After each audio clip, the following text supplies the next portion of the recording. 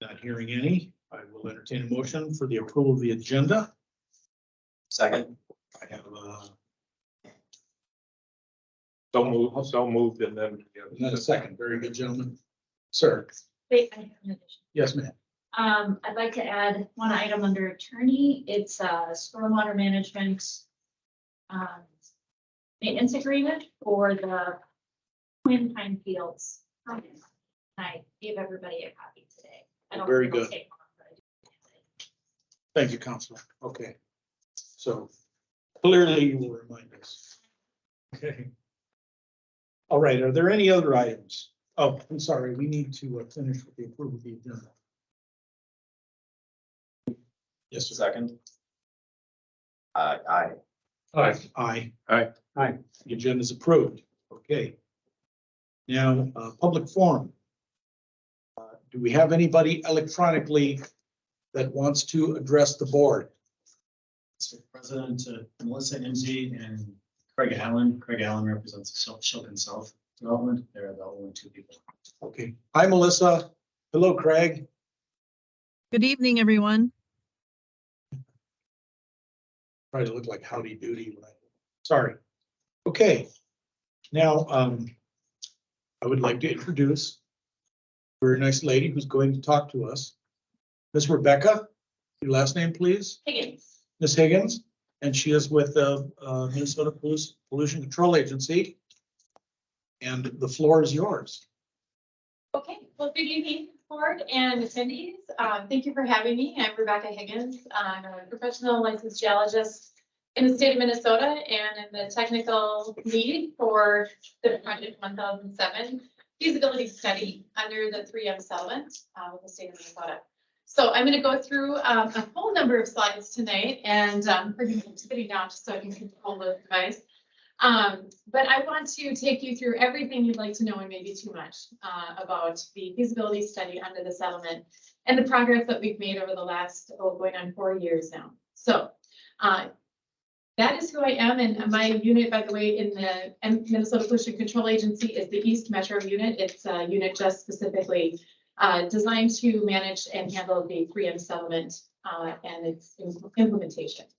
So normally I would say, here's where we are, but you folks already know very well where we are. So you're the one audience I don't have to spend a lot of time on the upfront going through what Project 1007 is and why it's here. But what I will tell you is why we are looking into it. So one of the major impetuses for the Project 1007 within the settlement was the fact that we have conveyance of water and PFAS, as we now know. But this has impacted a number of residential and public wells. So on the order of greater than 1,400 public and private wells are currently existing with drinking water health advisories. Those are issued by the Department of Health. And that is one of the reasons that we decided to, within the settlement, have the singular line item for conducting this work. So you all know why and how and when the 1007 was installed, so I don't have to spend time on that tonight.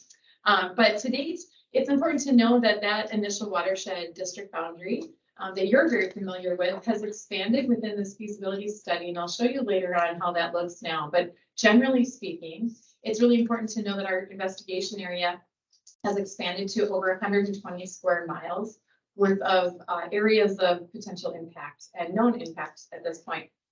So we have a monitoring well network that we've installed throughout this investigation that now numbers more than 95 different monitoring wells. They're all located throughout the region, and they are located at different depths. Our deepest well throughout the monitoring well network is 420 feet deep.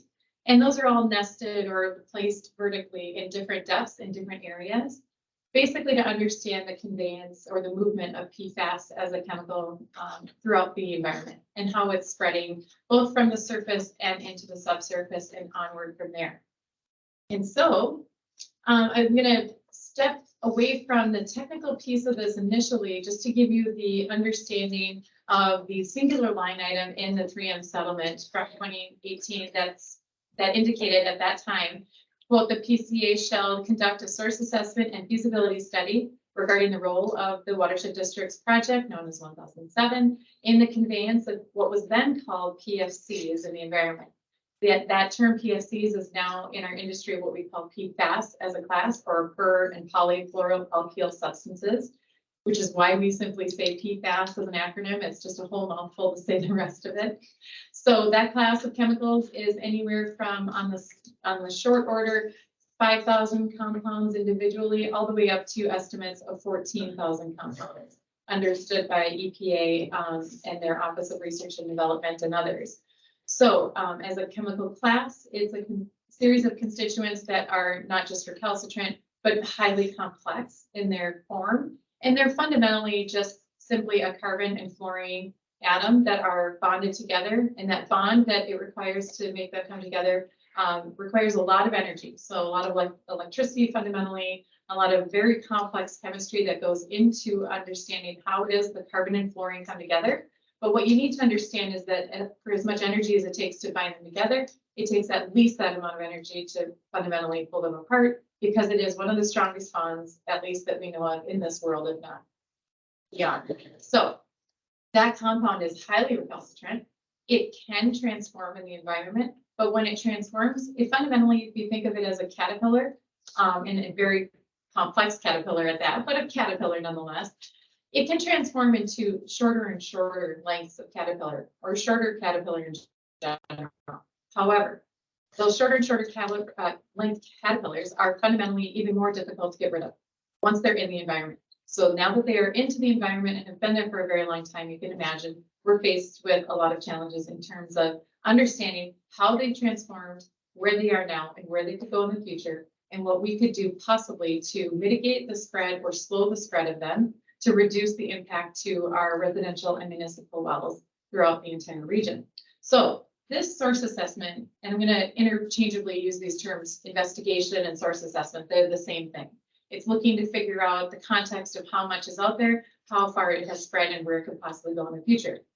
Then there's this other step in the middle here you're going to see that's called near-term actions. And that near-term action term is something that we would otherwise call in more formal settings. We might say an interim corrective action, but that's a mouthful again. What you need to understand is simply trying to get at what we can while we're doing this work, because we know there are particular areas that are well poised to potentially reduce that spread of PFAS throughout the region. So if we can get at them using innovative technologies and approaches, that's part of our near-term actions. Another term for that, you're going to hear me call it, is pilot study. The pilot study work is what I'll wrap this whole thing up with. When you get to that point, you'll know I'm getting almost done. So that's the near-term actions. The feasibility study is really the report. This is what we're pulling together, all of these components between our initial investigation work, those monitoring wells and the samples that came from them, the residential wells and samples that have come from them, samples that we've taken of all the different types of media out there, pulling this all together to synthesize it into an understanding of the context of how far and wide it is spread, where it could potentially go to in the future, what we can do about it in the long term. And that's really aimed at this fundamental principle of the intention of the settlement. And that is the long-term drinking water protection options in order to prevent or slow the spread of PFAS throughout this area, and understand how it is that the 1007 system just basically moves that water and PFAS in a more efficient way. So that's really the aim, understanding what those long-term drinking water protection options are. So within a feasibility study, this is more of a project management side of things. So if you're a project manager or you like to get into the nitty-gritty of process, this is really what the feasibility study is made up of, these components. And the goals of this on the left-hand side, they're really aimed at that simple idea of understanding and identifying where potential treatment options could be placed, whether that's in surface water, in areas of impacted sediment, or in groundwater. And where is that going to be required, to what degree we can get to. I'll talk about that at the end. Those are called remedial objectives. Evaluating applicable treatment options. Well, that's a big way of saying what systems even could work and on which media do they work. There are many different technical options and tools available. Different technologies are coming on the market right now as we speak in order to address this class of contaminants because they're so recalcitrant. However, as we do that work, we need to understand what is applicable in what area for what media. And then lastly, we want to recommend solutions to address these PFAS impacts in any one of the different media, surface water, groundwater, or sediment. And again, this is all aimed at slowing or mitigating the spread of PFAS in the environment so that we can, use as little treatment at the endpoint, which is at the tap or in the municipal water system. We want to mitigate that spread if we can at all. So what's going to go into this report about a year from now is really these components made up of the surface water investigation, the sediment investigation, the groundwater investigation, a numeric model, which is a representation of all of this data that we've collected. Then something called a multi-benefit well array, and that's an evaluation of a potential series of wells that we could put out there to pump and treat and then put back excess water while potentially providing municipal supply for the municipalities that are interested in having that treated water. They already have treated water in large context. So this would be a way to potentially provide municipal supply water treated and also prevent the further spread of PFAS through the environment. So a multi-benefit well array is something I'll touch on later again, but it's a complex idea that has some fundamental principles of being able to mitigate and slow the spread of PFAS while also supplying treated water that's already necessary for municipalities. So the last part there is the water pilot study. This is again understanding what technology we can possibly use in the meanwhile to mitigate some of the spread through some of these primary pathways. And PFAS pathways are really just pretty synonymous with water pathways in general. We understand that where water is moving, PFAS, where the water is impacted with PFAS, the PFAS is also easily able to spread wherever those waters are moving. And so we have these two primary source areas in this investigation area. One is the Oakdale disposal site. The other one's the Washington County landfill.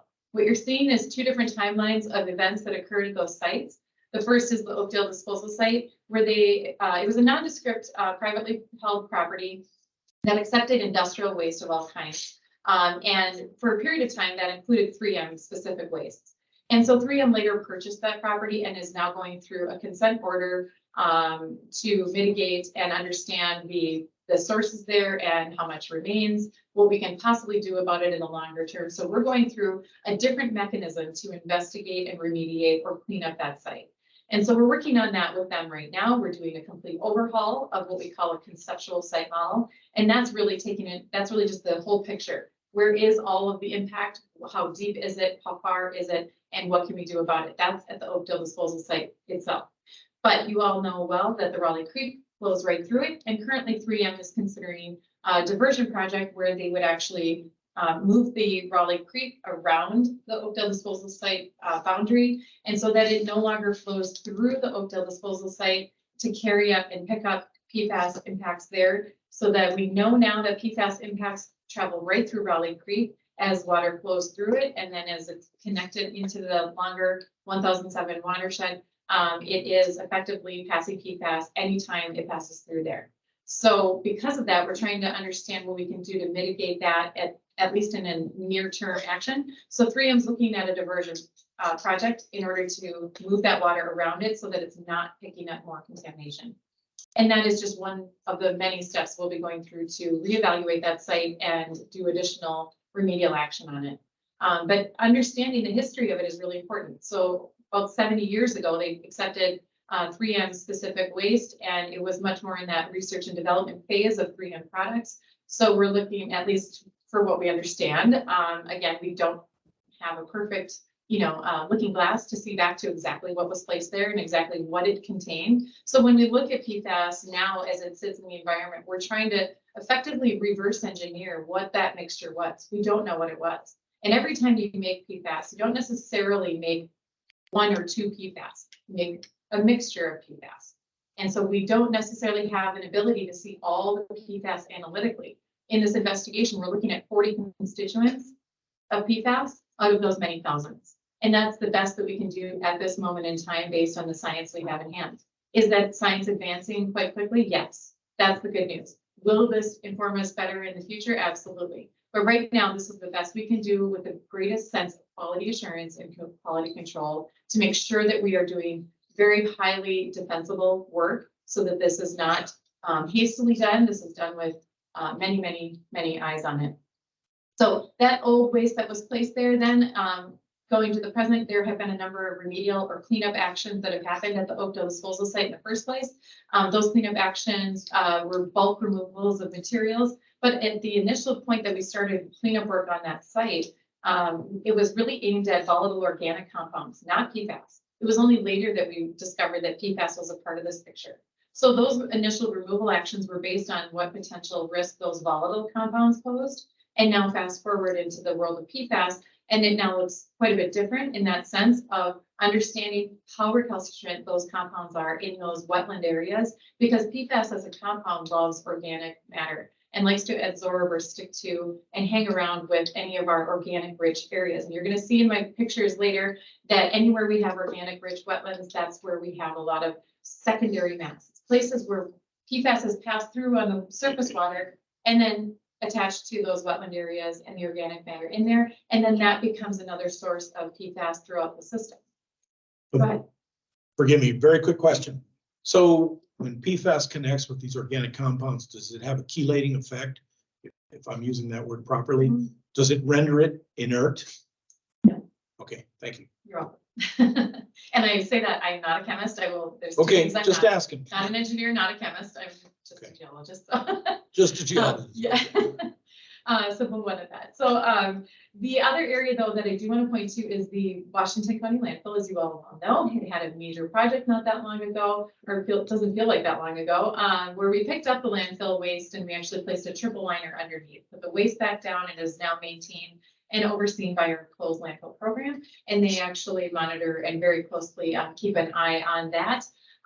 The effluent, however, for a period of time, was piped directly untreated to the 1007 system. And so during that time, we know that that effluent, that liquid leachate from the landfill was going directly into the 1007 system. However, eventually that tap was turned off. And we know that then the results are much more focused from the landfill in the sense of infiltrating or in old waste and old leachate that has gotten down into the subsurface. Much less about current conveyance over surface water through 1007 pipe. However, as you'll see in my next map, we do have conveyance of PFAS from the landfill that does get into Sunfish Lake and is naturally, as all these waters are naturally connected, had it not been for 1007. 1007 obviously is just simply moving water more efficiently. And so these waterways, while in some ways connected naturally, also then obviously are enhanced where the pipe flows and it's connected. So we're moving PFAS naturally, but we're also moving PFAS with these man-made appurtenances that are put in to do the flood mitigation job they were intended to do. So with this, you can see that there's a map of surface water impacts, and what is just one constituent out of our mixture. And that's because PFOS as a contaminant for our area is our primary driver. It's primary driver from not just a human health risk standpoint, but also from the bulk of the percentage of PFAS that it makes up out of those 40 compounds that we can see right now. It is the primary driver, the primary compound of interest. And so we'll talk a lot about PFAS throughout this process. My Minnesota accent, obviously, PFAS is the class, and PFOS for me is PFOS. So if you're trying to keep track of all of the acronyms. But what you're seeing here then is just a depiction of a gradation of impacts in surface water from highest to lowest concentration, from the highest near the Raleigh Creek and Oakdale disposal site areas that still emanates PFAS through the system as long as it's flowing, and then intermittently when it's not flowing, we know that there's a very effective connection between the surface water and near surface groundwater. So that groundwater that's closest to the surface is easily impacted by what's infiltrating there. And anywhere else in the system where we have infiltrating systems or just naturally occurring infiltration, we do see a highly effective connection to our groundwater. I know that you sampled Restoria Pond or investigated Restoria Pond. I believe early on, yes. I can't give you concentrations off the top of my head. I just know that wasn't on the map there. So. Yeah. Yeah. And yeah, and then we have many versions at this point in the study of all of these maps. So so what you may see here, you may see a slightly different version of later.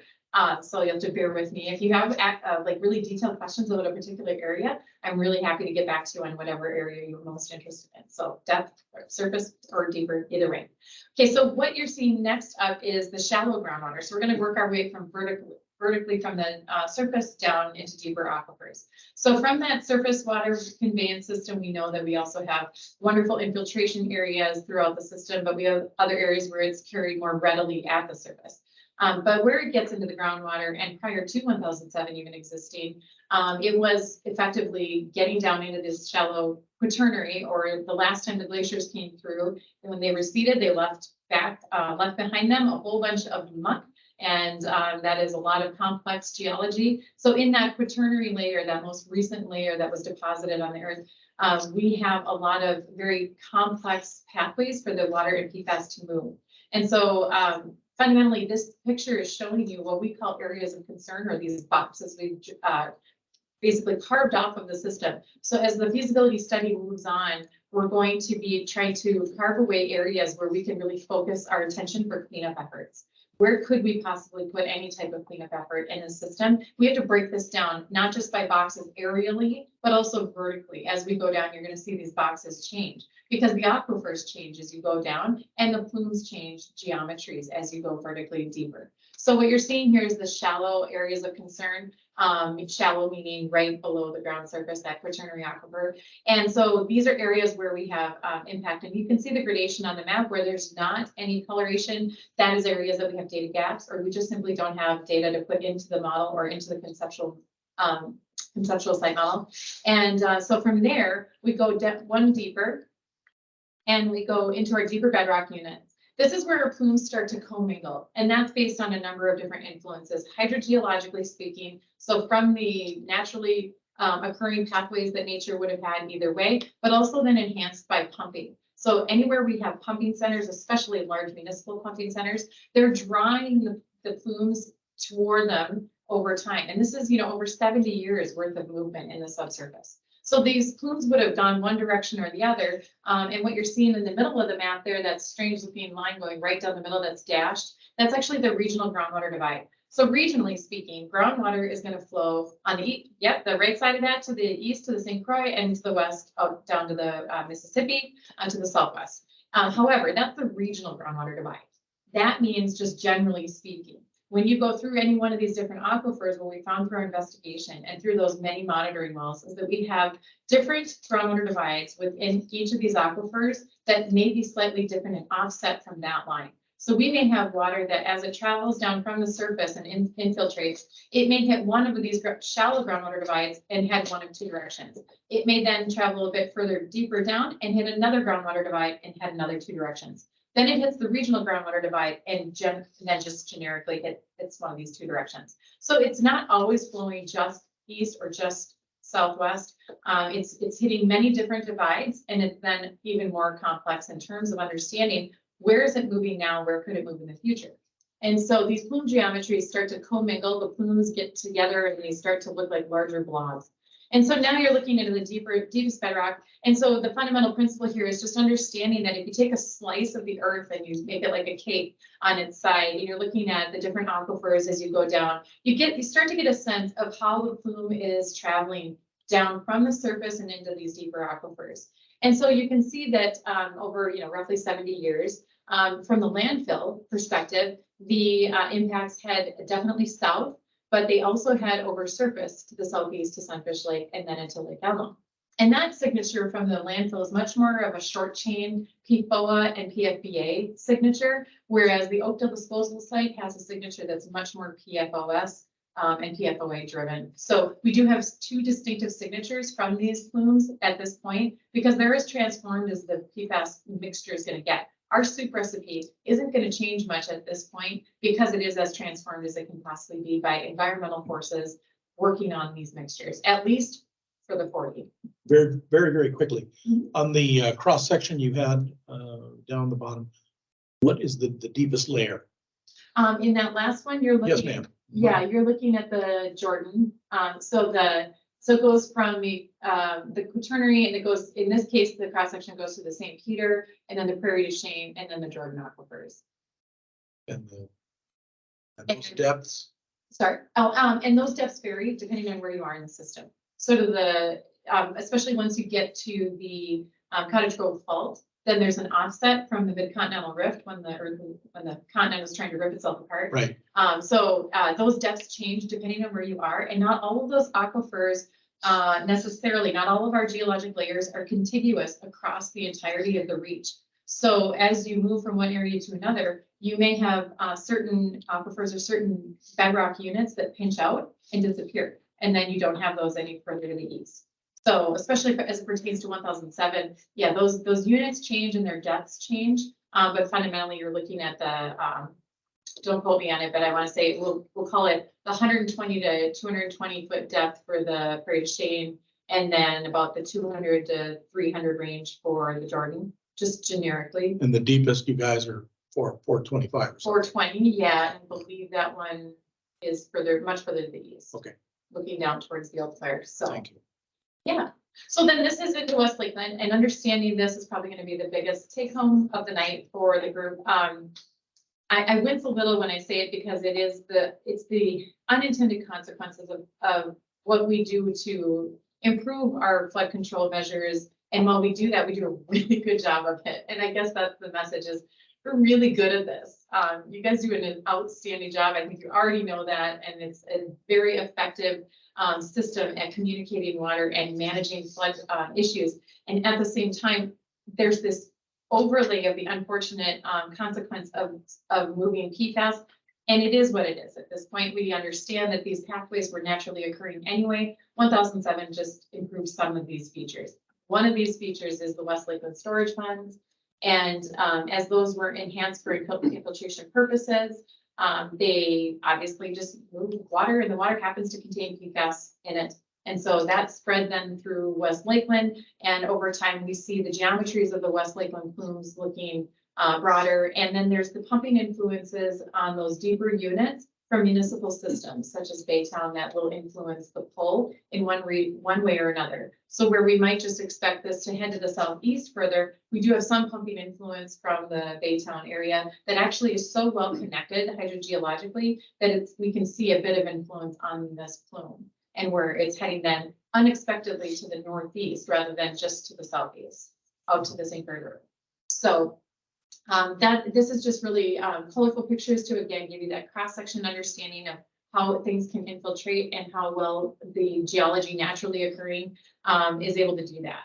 So this is a bit of another technical slide that is just giving you this understanding, but it's warming us up to what it is we can try to do to evaluate the process and what we can do to potentially put some mitigation measures on the table in this feasibility study, again, coming out about a year from now. The initial conceptual site model, which is just, again, these understandings of how far and how much is out there, back in 2005, was depicted as this through a numeric model, and using what data points we had at the time, using the understanding of what contaminants we had at the time. This was simply the depiction at that time. What we've been able to do through this feasibility study is just build on that. We're building on all of these data points, but the more data you put into a numeric model, the better it is. It's just a representation of your data that you already have. It's really nothing more. It doesn't go further than what you put into it. So what you put into it, if it's high quality, you get high quality results out. And that's what this study has built upon, is these initial data points. Now we've built those out to the point we can understand not just where the water is and where it could go, but also where the PFAS is and potentially where it could go. So these next steps are going to involve building this model out further, because we're going to move beyond just groundwater. We're also building on a surface water model. And then right now, the groundwater model and the surface water model are already calibrated, and they're basically done and ready to be used on their own individually. But currently, as we speak, we're integrating those two. So they're going to speak to one another so that we can say, where does water flow when it starts at the surface and then infiltrates and then gets down into the subsurface? So these two models, even just this depiction of the 2005 version of this model and then our 2021 version, that's going to look even more different once we're completed with this integration of surface water and groundwater, as well as overlaying PFAS contamination as PFAS, not as water. Because when we model things thus far, we're modeling as water, not as PFAS molecules. And the physiochemical properties of each of those PFAS are different than water. They're not water molecules, they're PFAS molecules. So they'll move through the environment differently. So we're going to then overlay that with fate and transport, we call it, fate and transport parameters or numbers and values that we assign to each one of these constituents, each one of these compounds. And we are going to then watch potentially how PFAS may move and do some potentially predictive analysis on where it may go in the future. Again, this is all built on just what we know right now. So as the PFAS science emerges and evolves, this will too evolve. So our 2005 model version is not, antiquated at all, because our current version will also be antiquated in another, 20 years. So we'll look back on this and hopefully have many major improvements to it. But in the meanwhile, all of these components have to come together. And what we're going to be able to do then, and what we're already doing with it, which is a really fantastic feature of modeling, is being able to move water throughout time. And so we're able to take and drop particles of water right now, soon it will be particles of PFAS into this model. And we're able to drop those molecules in. And as you can see, this map looks very different than that very first watershed map, right? So the yellow outline, it's kind of faint, but you can see the yellow outline going basically from the river to river, and then much further north and south. That's because when we realized that these multiple different groundwater divides are making groundwater and these plumes go in multiple different directions, especially as you get deeper, that necessitated us understanding how much of the PFAS is moving in this direction, how much of it is moving in that other direction, and at what depths is it doing it. In order to do that, the Oakdale disposal site is right up against the boundary of the watershed.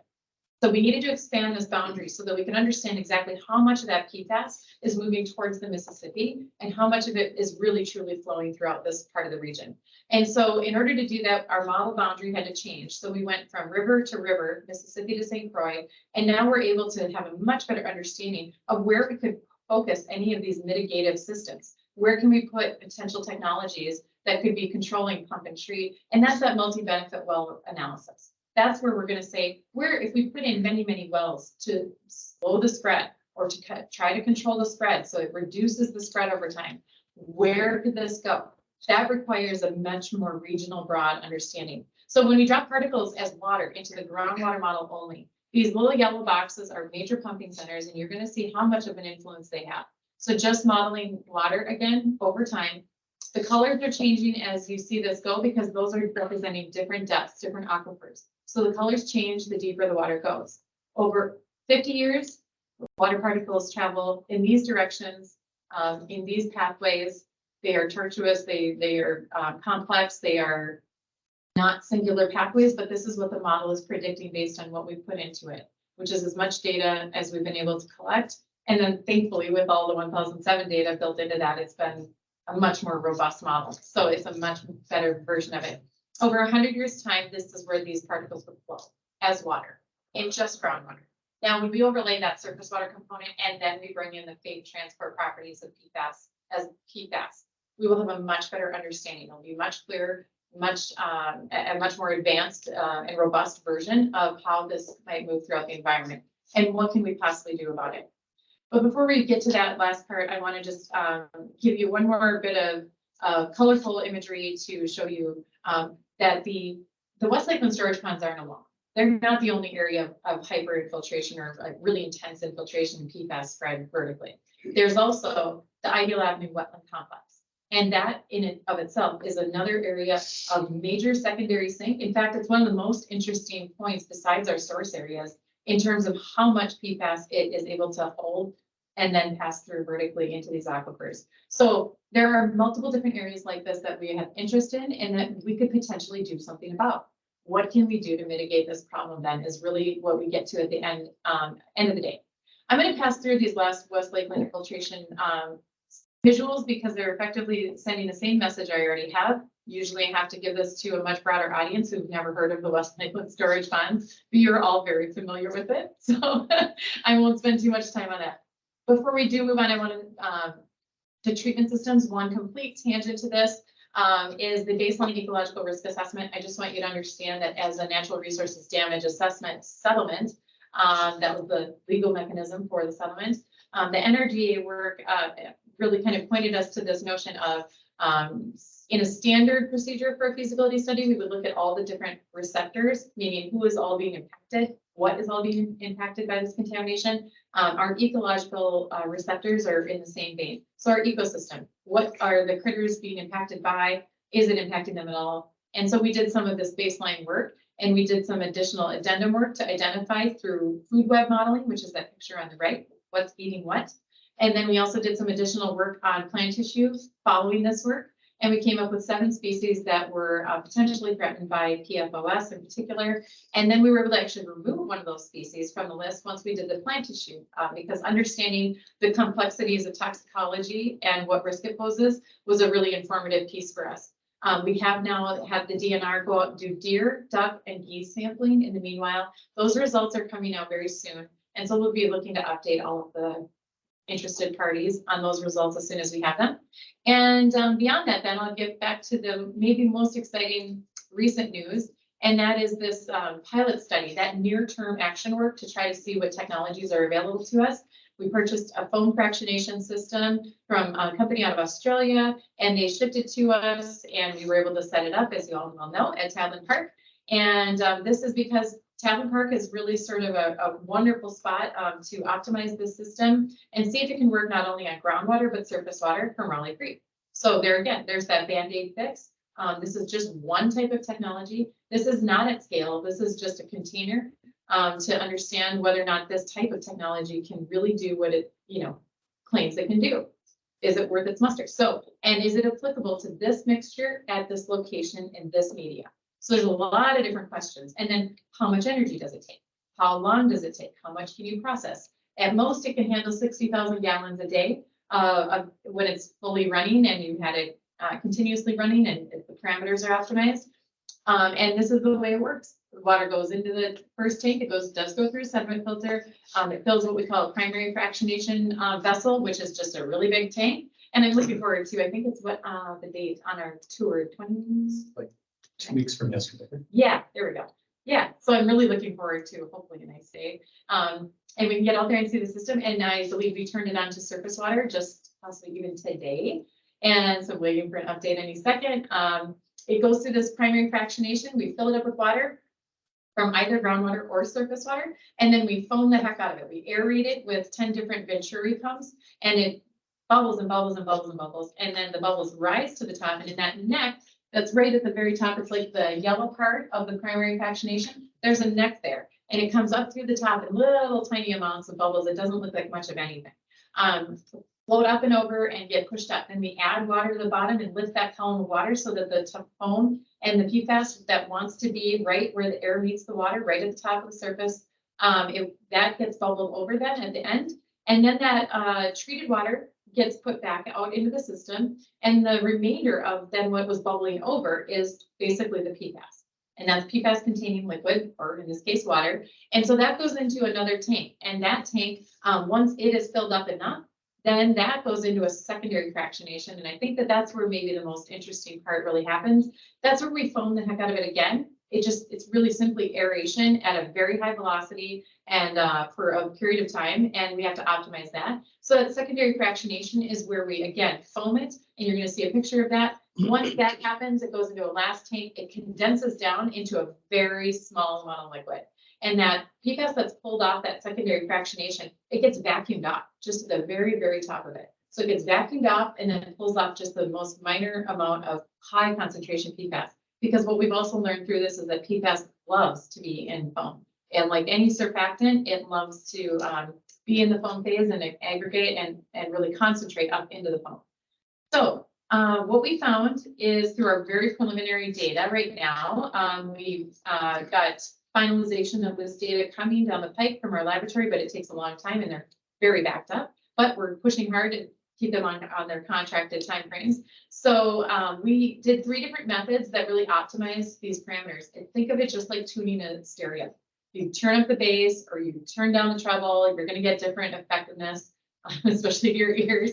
And so in this case, it's the same thing. We're just either turning up the foaming or we're running it for longer, or we're using a different type of top-up process. So these 3 different methods is what we tried out, and we really had to take our time with understanding what was gonna work best. Took a lot of samples to understand how this was gonna work. And effectively, that first method called continuous top-up is the way that we found was most effective over repeated sample sets. So 92 to 99% of PFOA and PFOS were removed using that method. And all we're adding here is air. We're doing nothing more. So instead of putting it through like another type of filtration, like ion exchange or GAC or reverse osmosis, this is literally adding nothing but air and then literally pulling off, physically removing the PFAS through foam. So it was a really exciting development. In fact, so exciting that when we compare our treated water to the drinking water values that we have in hand right now, we actually are getting down to below our drinking water limits for these, at least these three primary constituents: PFOA, PFHSS, PFAS, PFOS.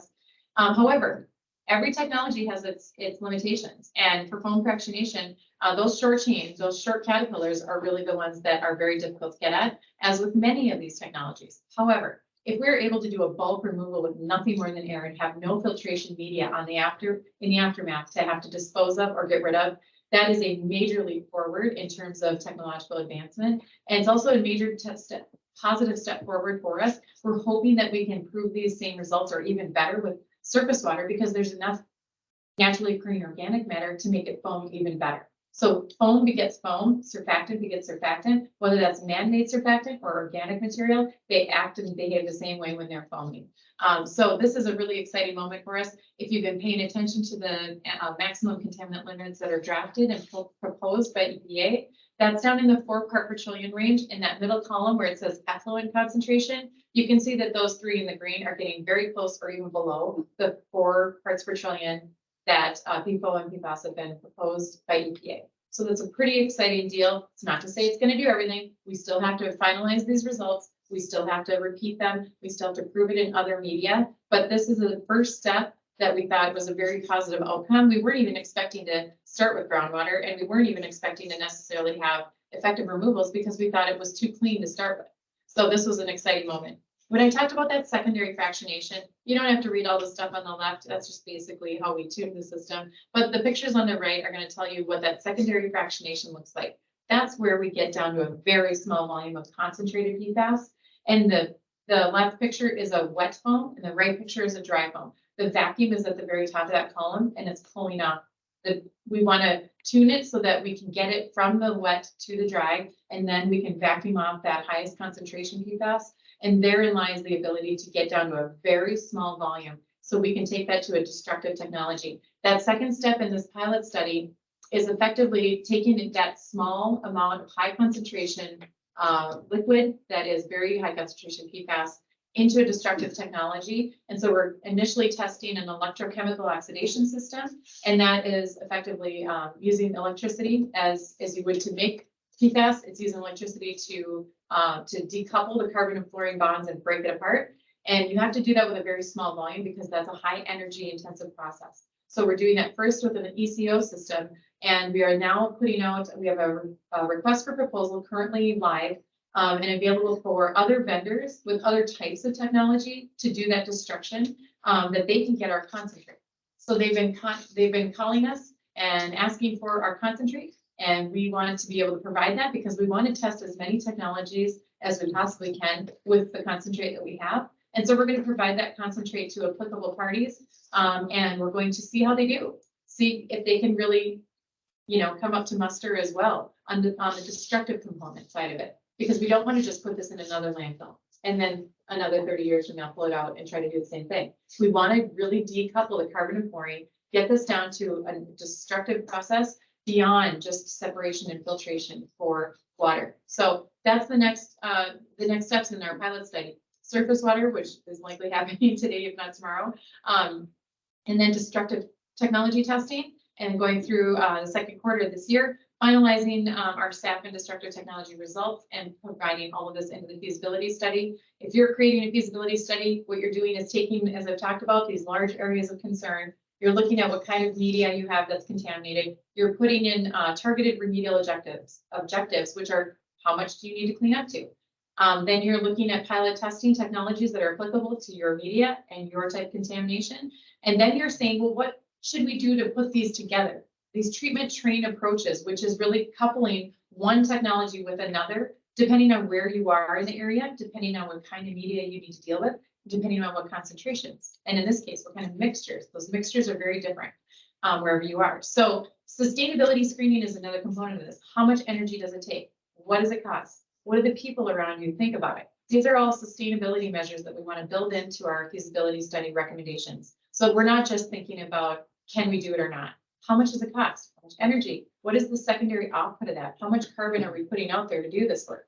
So that kind of thing is going to all envelop into our feasibility study recommendations coming out this time, this next year. Oh, I'm not sure why that, oh, I think this was just for if we had extra time, which we probably don't. So these are just pictures of deploying the staff. And if you'd like to ask questions, I'm super happy to go through. That's our timeline. And as I've said, we're wrapping up and hopefully have this report out this time next year. And we have to thank you all, because if we didn't have these partnerships with all of our colleagues in this area, the residents, the work groups, we would not have the robust work that we have in hand at this pace and to this level of defensibility. It's really what I would consider the unicorn project. It's really unlike anything I've seen elsewhere. I know if we're doing something right, the DoD is calling to ask how we're doing it, and that has happened in this case on multiple occasions. So we're pretty excited about what we're able to provide you for information. That's our job, and we hope to keep partnering. Do you have any preliminary data on, the differences, how effective the foam is compared to GAC or other technologies? Right, so that's what the technology comparison part is. So we'll sit side by side and say, at what volume do we need to treat for which type of water, let's say, and then could GAC be more effective, or GAC? Could that be more effective and more cost effective for volume and dollars and energy versus any of these other technologies? And so that's what we do at the end of this. We put those side by side, and then by those areas of concern, we apply those to each area. And then depending on whether it's groundwater or surface water or sediment, we look at those as they apply to each area.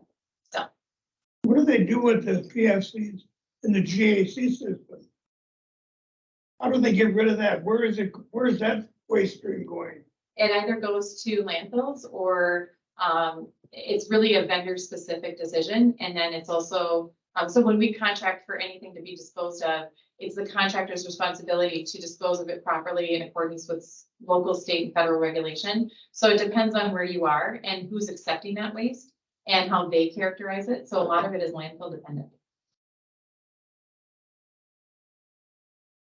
Being a watershed person, I'm just a little surprised that Round Lake Creek hasn't been rerouted already. It seems like that's, something that could have significant benefits and pretty fairly straightforward. Is there some reason that hasn't been done, or they just haven't gotten around to it? I mean, I would I'd love to, I would hate to lay blame where I wasn't in charge of it. Yeah. And so I'm recently poised to take over this, the technical component of that part of the consent order. And they've already been working on an overhaul of the site effectively in the last couple of years. So, yeah, so we're going to be, aggressively addressing all these issues. And especially as the science comes forward, as long as we stay abreast of all of these new innovative investigation methods and laboratory methods is a lot to do with it. And the technologies that can do anything about it, those pieces are starting to come together in a more, kind of straightforward way. And I think as the science evolves, we'll be evolving those site management decisions too. You have a question, sir? Couple. Please, please.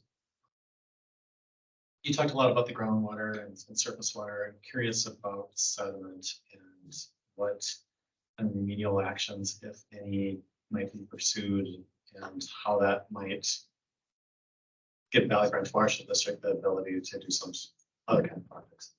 I'll say thank you for the question. This is actually one of my, this is one of the areas that I am really looking forward to evaluating at the end of the day. So I would hate to say, ask me this time next year, but fundamentally, when the report's out, that's when we have our official answer. In the meanwhile, it goes without saying, if you need to clean up sediment in an area to get at a lot of that secondary mass, it only behooves us to get at it sooner than later. So this has to be integrated with an approach that thinks about the larger regional context. We don't want to throw good money at that, right? So we don't want to go dig out a bunch of sediment only to have more PFAS passing over it tomorrow and then just recontaminating it. So we don't want to have to do this multiple times over time. We want to do it at the right time. And I can't imagine that we wouldn't have some level of recommended excavation in those targeted areas. But the question will be when. When do we target doing that so that we don't have to do it again and again and again? And are there other sediment options even on the table?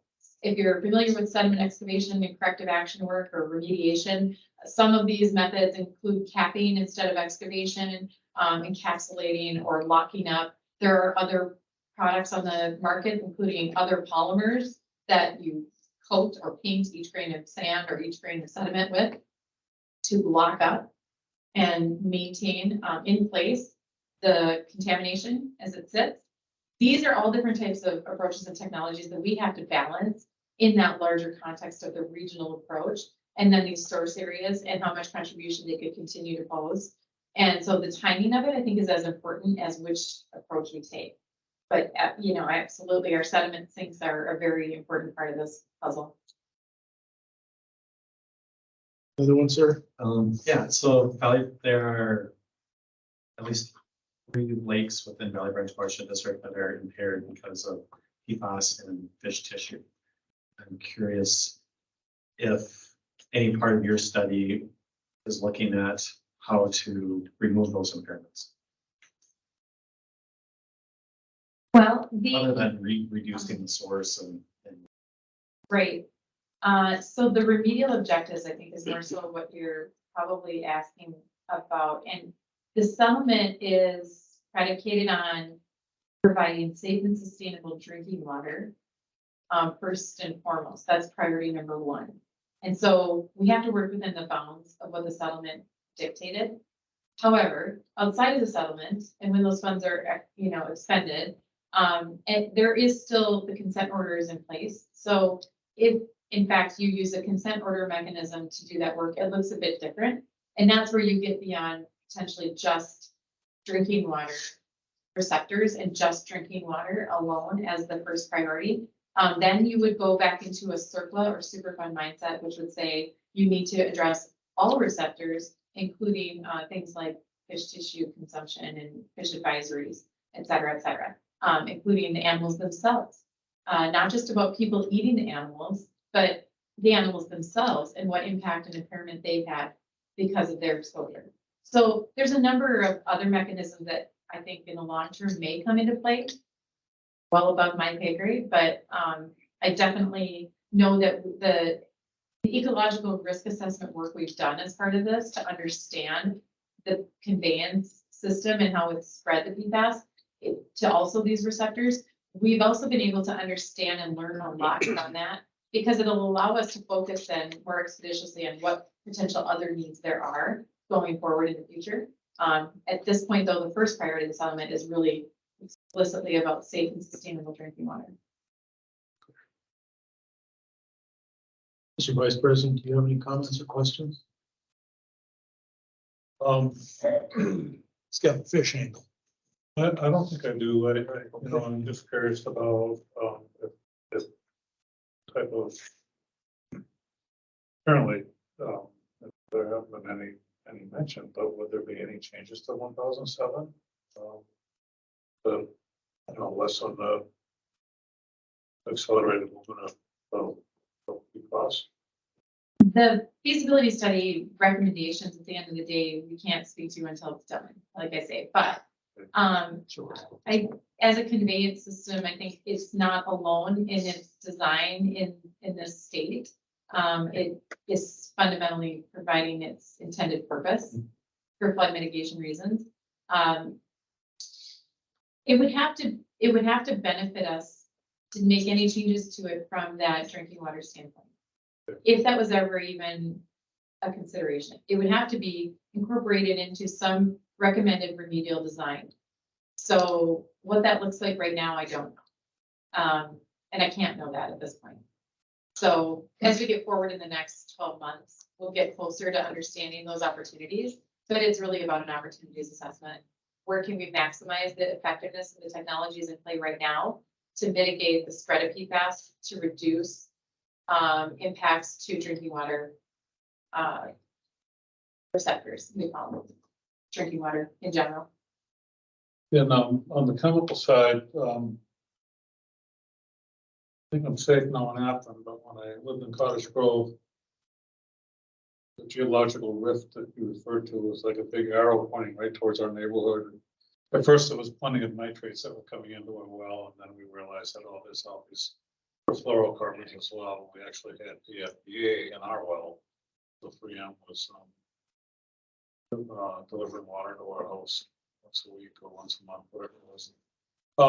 What I was told back then is that the smaller molecules do clear in and out of animal tissue, whereas the larger molecules, those are the ones that finding in polar bears. Is that correct? Well, I also admit I am not a toxicologist, nor engineer, nor chemist, but I am a geologist, so. So I will pause before I speak too far about toxicology and their effects. I will say this, we have come a very long way in our understanding of the impacts to both animals and humans and over a short period of time, even just the last 5 to 10 years worth of PFAS knowledge, we have really expounded in incredible ways in all of these areas. So there is a huge amount of new information continuously being fed, throughout our industry, from the private sector and public sector combined. People are learning at a very fast pace about the potential impacts and then how this accumulates in the food chain, how it accumulates through the environment and provide these pathways to people and ecosystems alike. So and this is also reflected in the values that you see reducing for drinking water numbers. They keep going down. It is a very rare occasion that they go up because we're learning more. Ms. Rebecca, if I may, you sure know a lot for a geologist, and I appreciate that immensely. And I appreciate your talk and how you delivered it this evening. Just a couple of quick comments and maybe a question. So right now, the word is, in other words, the bottom line is, we don't know yet, and we are optimistically looking forward to your research and information to help us, and maybe the Valley Branch Watershed District can get involved in helping to remediate or whatever it is that we can do within reason. Another question is the foam fractionators that you're using and the material that you are culling from that. You said that that is taken by private sources for disposal and landfill. Now, if those molecules are environmentally persistent, what's going on with them being introduced in a different landfill? Are they being cooked? What's happening to reduce them or to eliminate them? You know, your fluorine carbon bond, what's happening there? Is there something being done that you're aware of?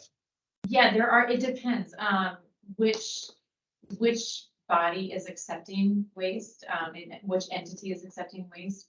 Some incinerators are going about that process. However, we do know that some of these compounds are recalcitrant even in an incineration setting. And it depends on what temperature you're getting to. So one of the most interesting technologies, because I hate to leave anybody on a negative note, because It's okay. I am nothing if not an optimistic Minnesotan. So I believe that we will crack this nut eventually with technology. If we can get to Mars, we can deal with this eventually. We've got a lot to learn.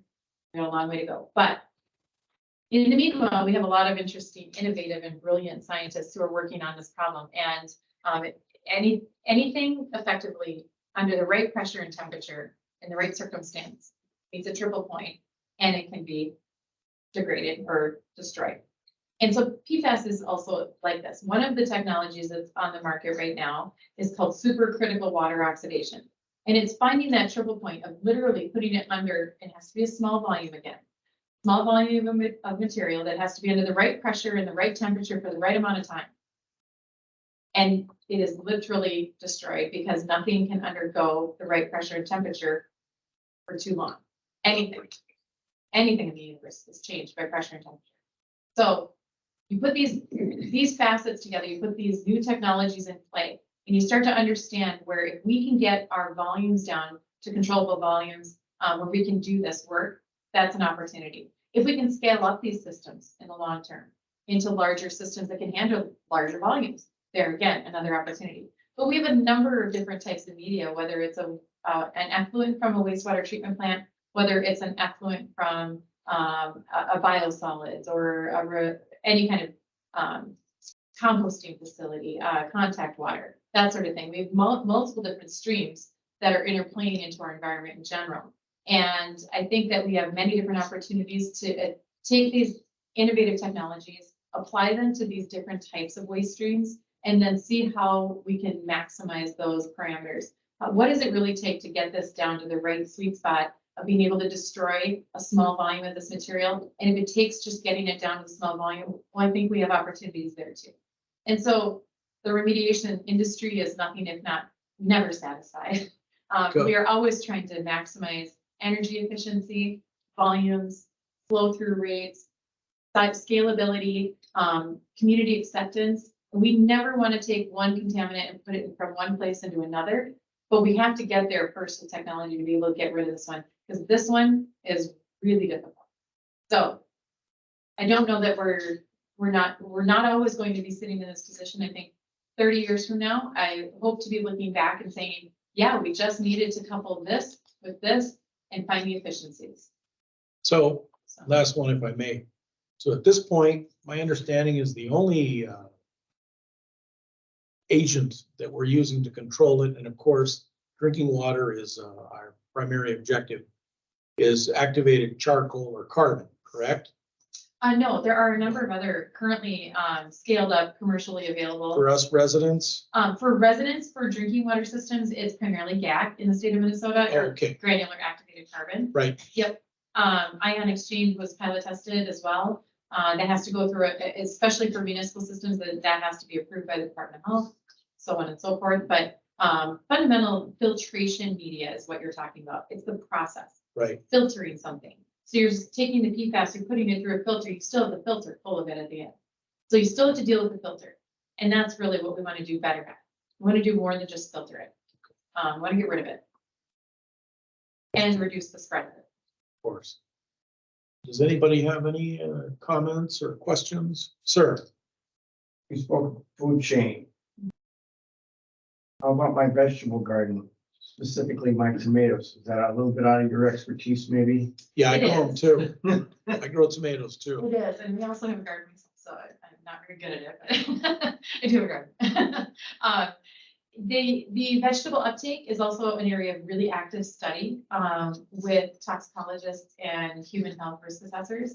They want to understand which types of vegetables uptake PFAS if they can at all.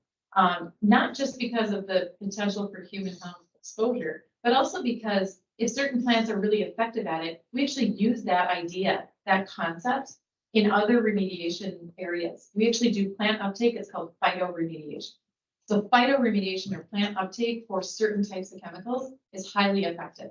And if at least we can take it and reduce it from an area where people are exposed to it, it's a really wonderful opportunity to take that plant material and then take it to a destruction or disposal facility. So it removes the exposure from the people. But in the meanwhile, we would have to study for quite a while to understand what those plant uptake mechanisms are and which part of the plant. Sometimes certain plants may uptake it better in their roots, others in their leafy parts, and others in the stems. So that body of work is very aggressively ongoing, especially in Maine. The state of Maine has a lot of work happening with that, particularly aimed at agricultural exposures for cows and other.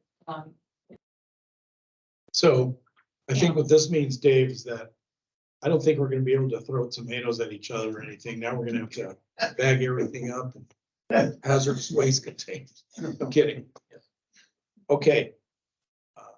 When you're discussing the advances in technology that you anticipate, is any of the money that's funding the research into this coming from the settlement from 3M, or is this just from all over the world? And is there a mechanism within the settlement to do the basic science to see how this remediation? So we don't necessarily do the research with the exception of the pilot study. That's as much into the world of research as we can get. It's our job, it's literally part of my job to stay abreast of the advancements in remedial technologies and in PFAS science as a whole. So part of my job, I'm the co-chair of the Interstate Technology and Regulatory Council. We have a nationwide consortium of state and federal regulators, as well as industry members that sit around tables and figure out very difficult problems, like what type of guidance do the state regulators need to understand what we should be looking at and what do we need to know so we can efficiently become educated on all of that research that's happening in the academic world. We also have academics in the room. And so it's quite literally my job to stay up to date on all of that. That group, that one PFAS team within the organization is 600 members strong. And those are from quite literally all over the entire environmental sector. But the settlement itself doesn't have a mechanism for funding the research that would help remediate the problem. Not the research itself, we leave that to the academic world and others. Like the Department of Defense is a really great example of an entity that is doing, they are always at the forefront of remediation because they have to spend their dollars highly effectively. Dollars that are going to clean up are not going to other things. So they need to get that cleanup job done and get it off the books, so to speak. And so they're another one of our wonderful partners that we work with pretty closely. We keep pretty good ties with those entities so that we can bring this to bear here in the state.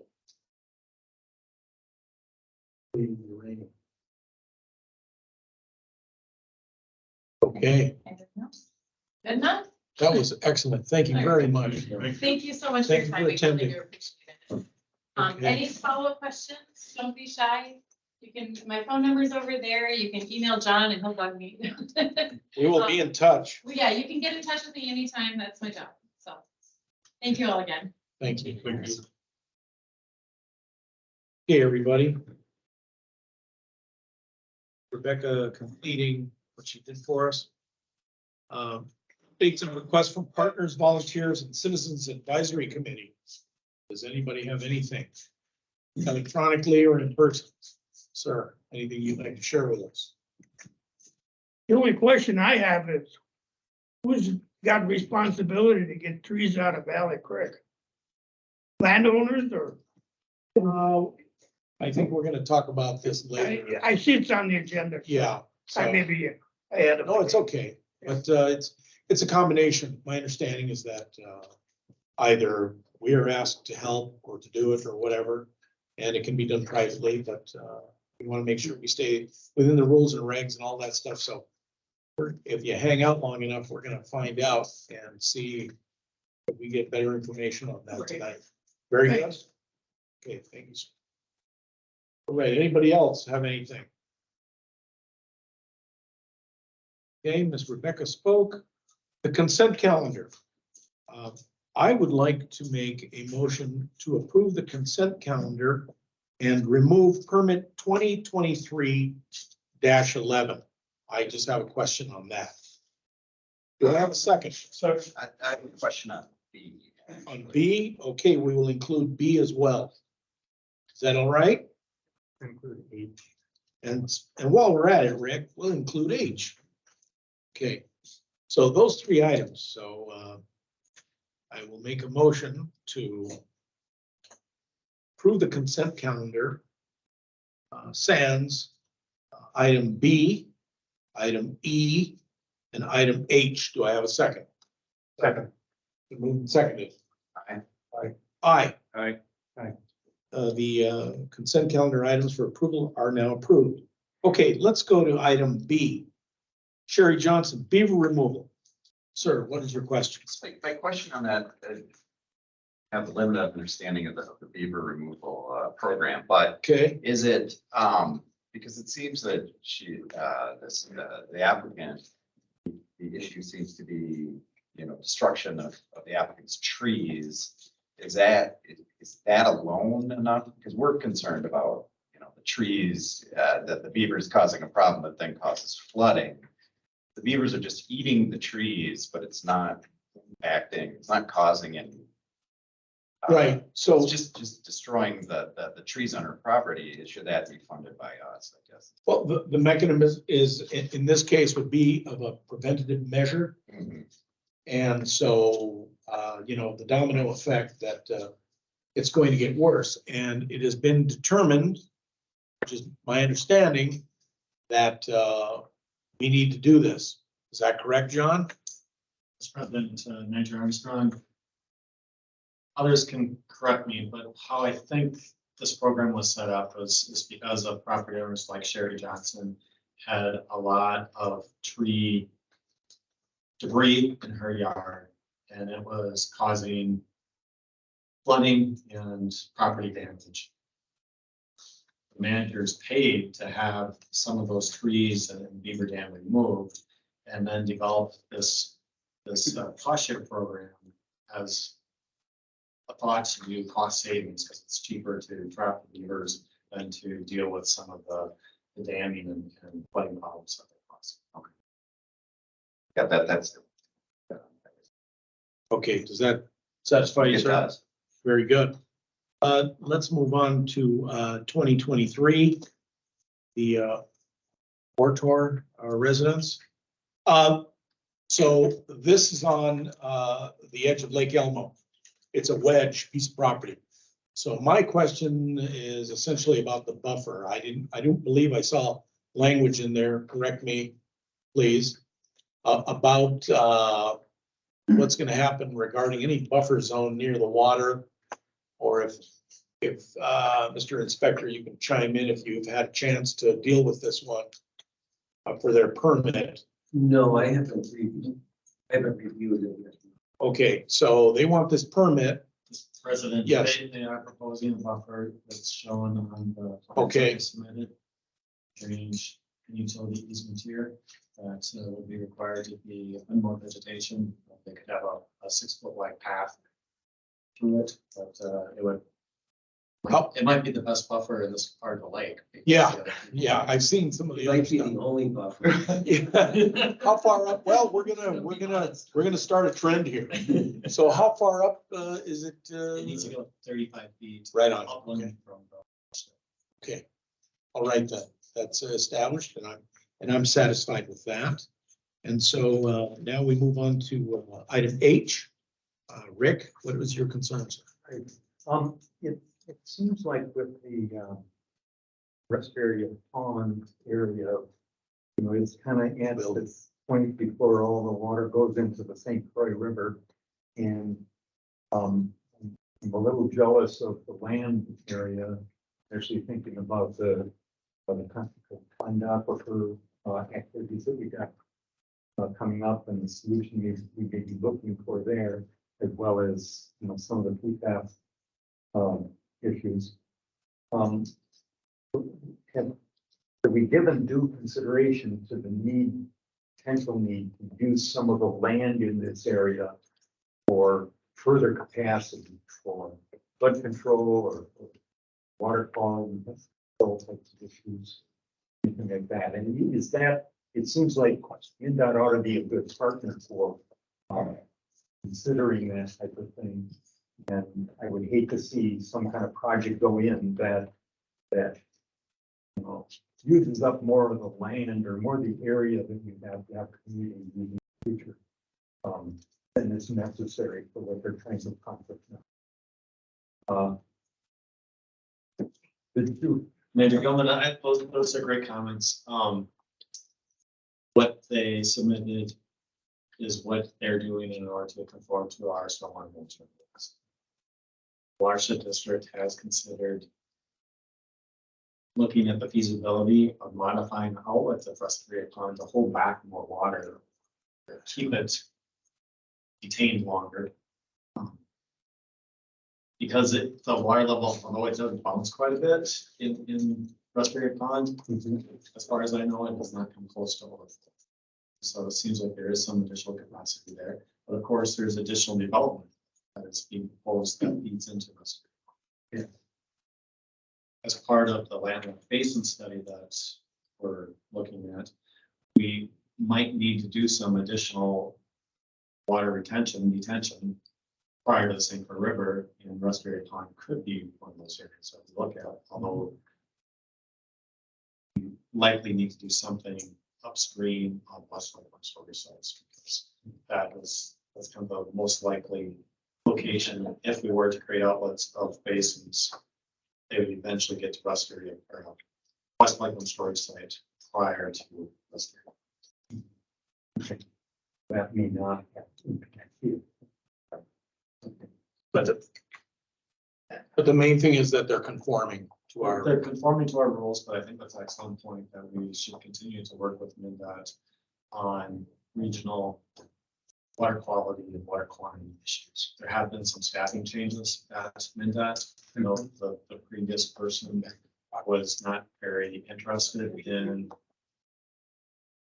allowing others to work on MinDOT property, because they never know what their projects might be, and they think that they want to preserve their land so that they can use it if they need to. But there have been staffing changes, so there's a too. maybe some sort of language, a note, comment to somebody as to make that better. A lot of the comment is just to make sure we.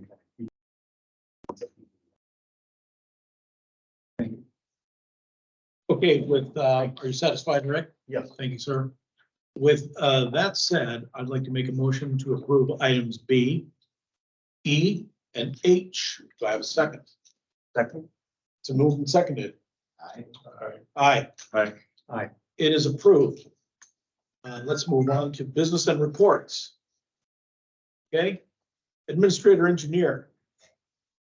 Mr. Hanson. Mr. President, included in the packet is a draft annual report. Oh, yeah. Electric districts are required to submit annual reports to various agencies at the state by April 30th.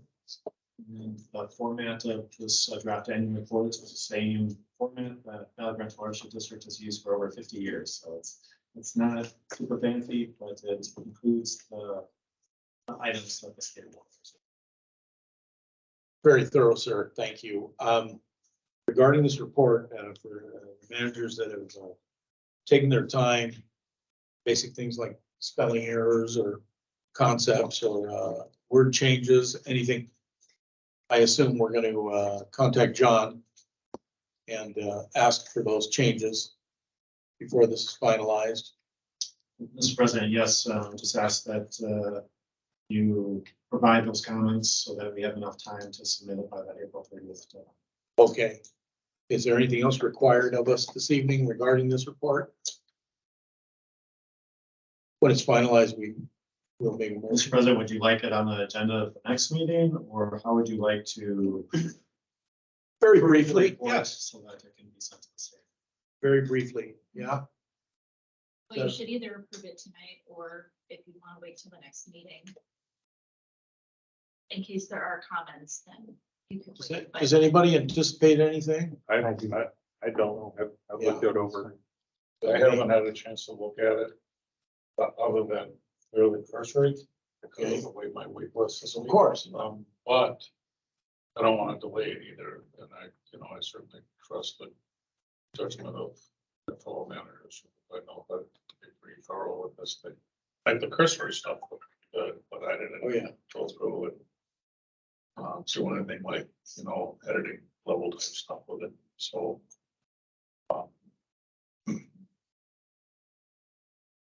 Okay, Mr. Bill, do you have anything? Not really. Okay. My picture's not in there since it's from last year, so I can just ignore it. One, Then it one- doesn't count. yeah. One process detail is I think I might, if it's not too much hassle. I figured, well, I'm managing 3 emails now. What's a 4th email? So I might go ahead and assuming I can get my mail app set up to organize this mess. And I think I might, for uniformity, I might just go and switch to the bbwd.org. If that's okay, John. Melissa, did you hear that? Yes, I did. I can set that up for you. That's no problem. Okay, thank you. Thank you, Melissa. Melissa. Sure. Okay, so with some advice from Counselor, I'd like to go ahead and make a motion to approve the 2022 annual report for the Valley Branch Watershed District. I'll second that. So moved and seconded. Aye. Aye. Aye, Aye. it is approved. Make it so, sir. Good? Yes. Thank you, John. Okay, let's move on to our next item. Water quality monitoring results of 2023 water quality monitoring recommendations. John, take us through this, please.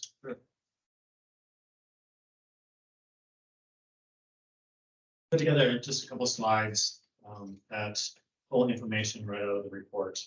This is a packet with recommendations memo that's in the packet. Basically, the Watershed District monitored 25 lakes, wetlands, stormwater ponds for water quality last year. And with basins, the parameters that we typically look at are your sucky disc transparency. So you lower a disc into the water and you can no longer see it. That's considered the transparency of the water. Also look at the chlorophyll A, which is a pigment used to measure the algae abundance, and then total phosphorus. And we talk about phosphorus a lot at Watershed District. The PCAs classify basins either as a deep lake, a shallow lake, or a wetland, and then they have different criteria and goals for each of those basins. So in this analysis, we look at what the 2022 water quality results are. We compare them to those goals, those standards that the PCA has set for the various classifications, determine if the PCA have that information when they consider the stream or lake impaired. And we also look at trends over time, looking at water quality, see if we can notice any trends in those parameters. And then our recommendation to you for the upcoming year is all based on this analysis. So we have a typical monitoring program that's called out in your 10-year plan. But then if something looks a little bit suspicious, there's opportunity to do a little bit more investigation to try to understand what's going on. So these charts show what the water quality was in 2022 of the various basins. So we have the deep water, the deep lakes are on the left side of the chart. The shallow lakes are in the middle, and then the wetlands are to the right. The PCA hasn't set any standards for the wetlands. They have for the lakes, and so there's these orange lines. This chart is for sucky disc transparency. This one is for total phosphorus, and this is for chlorophyll A. If a square is below the line, it's meeting the goal. It's good. Yeah. If it's on the line or above, then it's not meeting the goal. So you can see our deep lakes. They're all meeting the goal for sucky disc transparency. They're meeting the goal for total phosphorus, but Lake de Montreal is not meeting its goal for chlorophyll. For shallow lakes, you can see that there are Clear Lake, Downs Lake, Acorn Lake, and Goose Lake South that are not really meeting their goal for clarity, for transparency. Those lakes, some of those lakes are also not meeting their goal for total phosphorus and also for chlorophyll A. I'll go into those a little bit more detail here. Yep. In a chart format, again, the deep lake standard is in this row. It's 40, 1.4, and 14. So if you see a number for one of the lakes that is higher than 40, lower than 1.4, or higher than 14, then it's not meeting its goal. So again, they're all meeting their goals except for Lake de Montreal. The PCA looks at 10-year running averages to determine if they would consider something impaired. Lake de Montreal historically has been okay, so they would not consider Lake de Montreal if they were to assess it. Looking at trends, we look at statistical analysis in the 95th percentile. And Lake Demontville does have a degrading trend for both total phosphorus and for succubus transparency. Lake Edith has a statistically significant trend for degrading water quality for total phosphorus. But just a year ago, it had an improving trend for clarity. So it's a complicated lake there. And Lake Elmo does have a little bit of does have a statistical degrading trend for the succubus transparency within the 10 years. But overall, the lakes remain good, as you saw in that first chart. Summer averages are better than the standards that the PCA set, except for chlorophyll A for Lake Demontville. Getting into the shallow lakes, and just as a reminder, this chart here, and the squares above the line are not meeting the standard. Squares below the line are. And looking at the numeric standards, 60 is the total phosphorus standard. So any number greater than 60 is not meeting the goal. For transparency, any number less than 1 is not meeting the goal. And for chlorophyll A, any number greater than 20 is not. So if you look at the data, would the PCA considered Rat Lake impaired?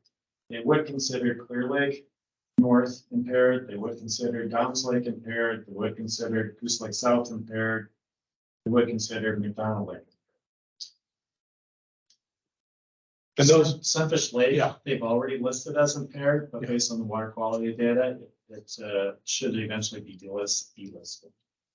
because of the higher volume. Because, yes, and so that's, even though the last couple, I think my years are getting mixed up, but even though last year was very dry at least toward the end of the year, Yeah. the previous years were very wet. So we suspect that part of the reason some of these shallow lakes have had improved water quality is they're landlocked and they still have a higher volume. And the whole saying, solution to pollution is dilution, might be plain. What's going on with phosphorus in Clear Lake? Why is that just so abnormally high compared to? So Clear Lake is located off of Keats Avenue, a little bit south of Rock Point Church. You know where Rock Point Church is on Highway 36. It's pretty much north central Lake Elmo. And Clear Lake is split into 2 cells. There's the north cell that is considered a lake by the PCA, and the south cell is considered a wetland. Cattle have historically gone into the south cell. The north cell, we haven't done a whole lot of monitoring there just because the property owners haven't always allowed us to get in there. But I think that just based on the land use around that area, a lot of phosphorus got into the lake. It's landlocked, so it just has no way of getting out, and it just recirculates. But it is extremely high. So very briefly, when we look at these numbers like Lake McDonald and stuff, these are essentially landlocked, so they're going to have a level of impairment. And there's, at this point, certain things we can and cannot do. Yes, but not all landlocked basins have poor water quality. Right. Okay. John, how deep is McDonald? McDonald is fairly shallow. It is shallow. Because Cloverdale numbers look much better than McDonald. They're next to each other, right? But it drains into McDonald. And Cloverdale gets a lot of runoff from Oprah Heights and into a lot of impervious surfaces, whereas McDonald doesn't have, it has a huge drainage area, but it's a bunch of potholes that all have to fill up and spill over to the next pothole in order to reach McDonald. So the typical watershed to McDonald is actually pretty small. It is shallow. The people that attended the public meeting last week at McDonald complained about lily pads covering the lake because it is a pretty shallow lake and has some vegetation issues there. they would like it to be deeper and ask that Valley Branch divert water into the lake, so. Looking at the trends of the shallow lakes, this table here kind of summarizes. When we're seeing degrading trends, there are some degrading trends, but there's also improving trends at Sunfish Lake and Silver Lake. And overall, just as we talked about,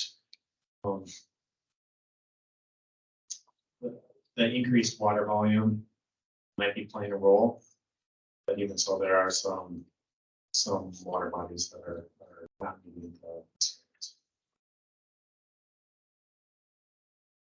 As I mentioned during Rebecca's presentation, there are some water bodies in Valley Branch that are listed as impaired by the PCA. The PCA, this unit of the PCA uses PFOS, PFOS, not the PFAS, but in fish tissue. So Lake Elmo, Eagle Point Lake, and this HG Brown Pond that Valley Branch typically does not monitor. That's a wetland within the Lake Elmo Park. So that's not connected to Project 7. That's just a landlocked wetland. Getting into streams, short summary here. Looking at Valley Creek, and we compared it to the Minnesota River standards, and it's low. It's better than those standards. I'm doing this HBI, this biotic index evaluation on Valley Creek for decades. It's in the chart from the early 1980s until now, and both stations have generally been in that very good area. Sometimes we get up into the excellent, and then I think the reason maybe for that 1990s dip down could have been because of some flooding on the St. Croix backing up into the creek and causing some sediment issues that would have affected the. Does Hilton have invertebrate base? Yes. So then we also been looking at E. coli at Valley Creek, and last year we did send 4 samples off to a lab to find out if the bacteria had any human traces in it, and 2 out of those 4 samples did indicate that humans did contribute to the fecal bacteria in Valley Creek was added to the impaired waters list by the PCA last year for elevated bacterial numbers. Kells Creek, its phosphorus is doing okay. It is listed as impaired for TSS. Although the samples that we were able to collect, or Washington Conservation District was able to collect, show that it was better than the PCA's TSS standard, but they didn't collect any samples. Just basically, they didn't collect too many samples because of dry conditions. So their reports in the past have said that when they're down there and there's water flowing through the creek, it's chocolate milk. Whoa. Bacteria, it's still impaired, and there's maybe some improvements in the numbers, but it's still impaired, especially in those supplements. So there was a cover memo with the report that laid out some suggested monitoring, and basically what's in black is just continuation of the monitoring that you've done, or that's called out in the 10-year plan. And what's in blue is supplementary or some additional monitoring.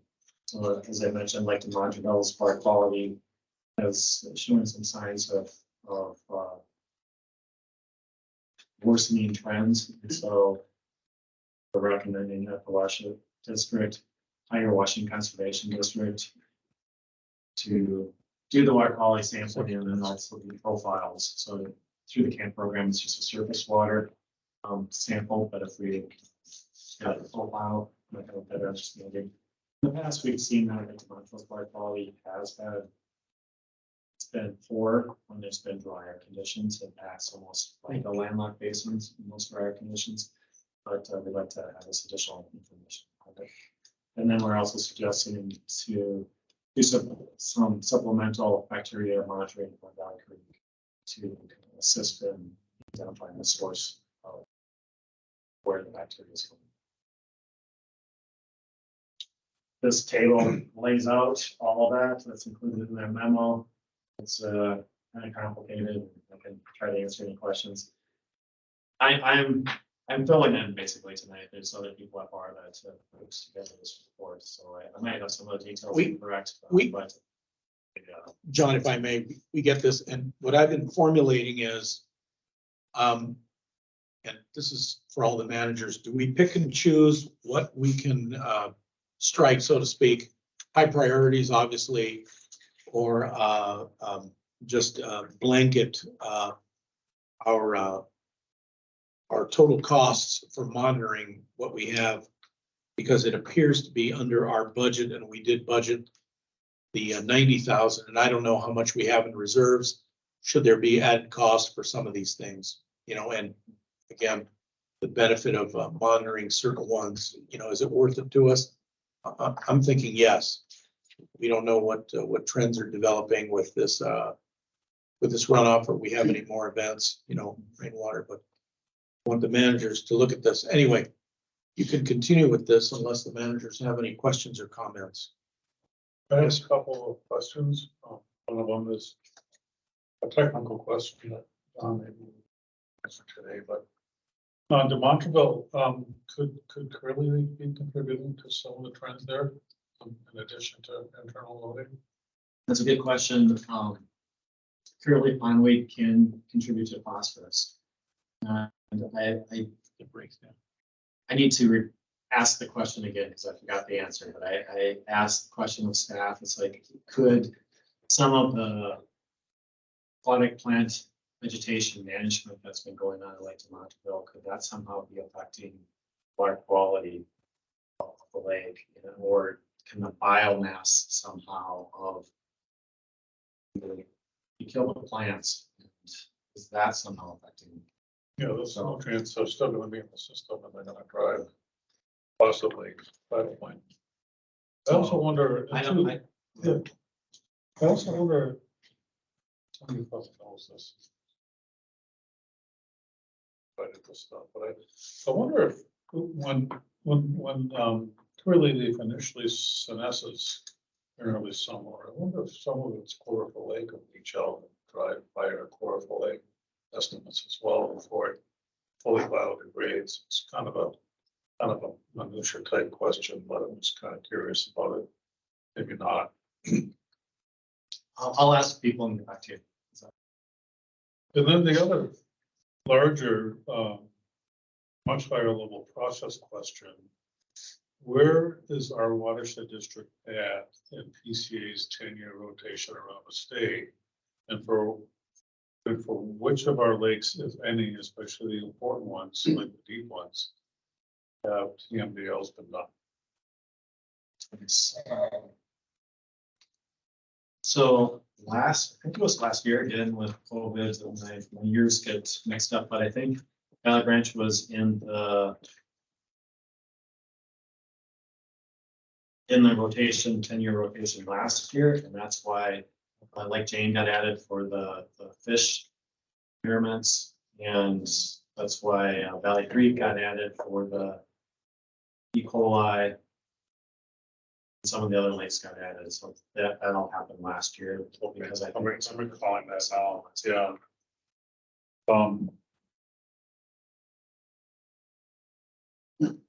And were the TMDLs completed? no, but all the target TMDL completion date is the end of this year. Okay. I think that's included in the report when we know what they list as the target for the TMDL.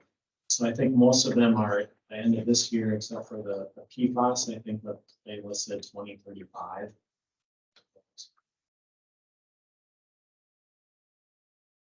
And I haven't heard from the PCA where they are in that. They haven't reached out to the Watershed District. I don't know if they're doing it in-house or if they've hired it. Rick, please. Yeah, question. We're not doing any monitoring on chloride Is that correct? Limited. We did some monitoring of chloride on Clouder Pond. Clouder Pond is adjacent to Highway 36, gets a lot of runoff from Highway 36. Mhm. And I believe we've done some chloride monitoring on Valley Creek as well.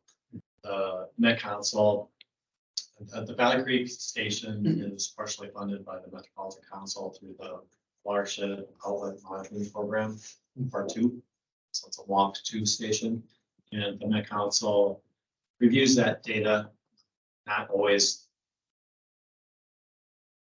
soon after the data is collected, but eventually they review that data and they determine what the loads are off of that watershed given the St. River. They look at chloride, they look at total phosphorus. So we haven't been doing that just because we don't want to duplicate their services. The reason I ask is it seems like that's a upcoming issue we've been talking about as a board in the recent couple of years. And wondering if we shouldn't consider doing additional or looking at ways in which we can start monitoring chloride, in cooperation with Met Council or whatever.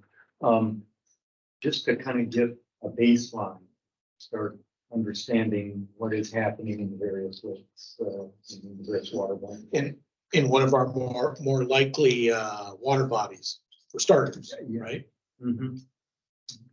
Just for now, Sure. I can look into that. I don't know enough about chlorides to know if that's a parameter that you should test throughout the whole season, or if that's something that you could just maybe test in the spring. In the spring after the plowing. And I don't know the cost, but I can look into that. Yeah. I know at one point I saw some information about, impairment from chloride in Lake Johanna showed up as being real high, so there apparently is some activity. in Now, that. a lot of the West Metro, Southwest Metro Mhm. lakes and water bodies, West Minneapolis area. Have I was just gonna ask if we were looking to monitor that somewhere. I was wondering if Cloverdale Lake might not be a place to just get a trend of that lake over time because of the watershed above that and all the salt application up in there. That's a good idea. I think it's runoff from the South 14, Old Highway 5, as well as commercial school, area. yeah. So, Mhm. That's right, that's where it goes. Okay. Mr. Bill, anything? I don't know. Okay, very good. So anyway, I brought something up earlier to you gentlemen, and I don't know what your thoughts are on this regarding what we can spend and what we should monitor. My initial thought was to cover everything for that budget. And we don't have anything for chloride yet, but he's gonna, John is going to look into this to see if there's any added cost. Sir? I was just thinking, well, I think we could send a question back to John to see if there's some places where spending some more of that budget could have a good cost benefit to it. The other thing too is that I'm keeping my fingers crossed that when the TMD also published, that might provide us with some relevant areas where we can more focus monitoring or Right. try to contribute to it somehow or whatever. So We're gonna benefit in by covering these items. We're gonna find out where any problems exist, if they exist at all. If there's any trends, like we talked about earlier.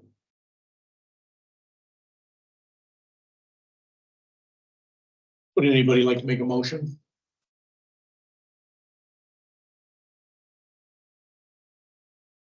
Put you on the spot. I'll make a motion Okay. to approve the monitoring plan with the possible exception of identifying a site to start monitoring for long-term chloride trends. I will second that motion. I was gonna ask, are there any comments or anything? Okay, I, aye, Aye. it is approved. Thank you, John. We're gonna go ahead and,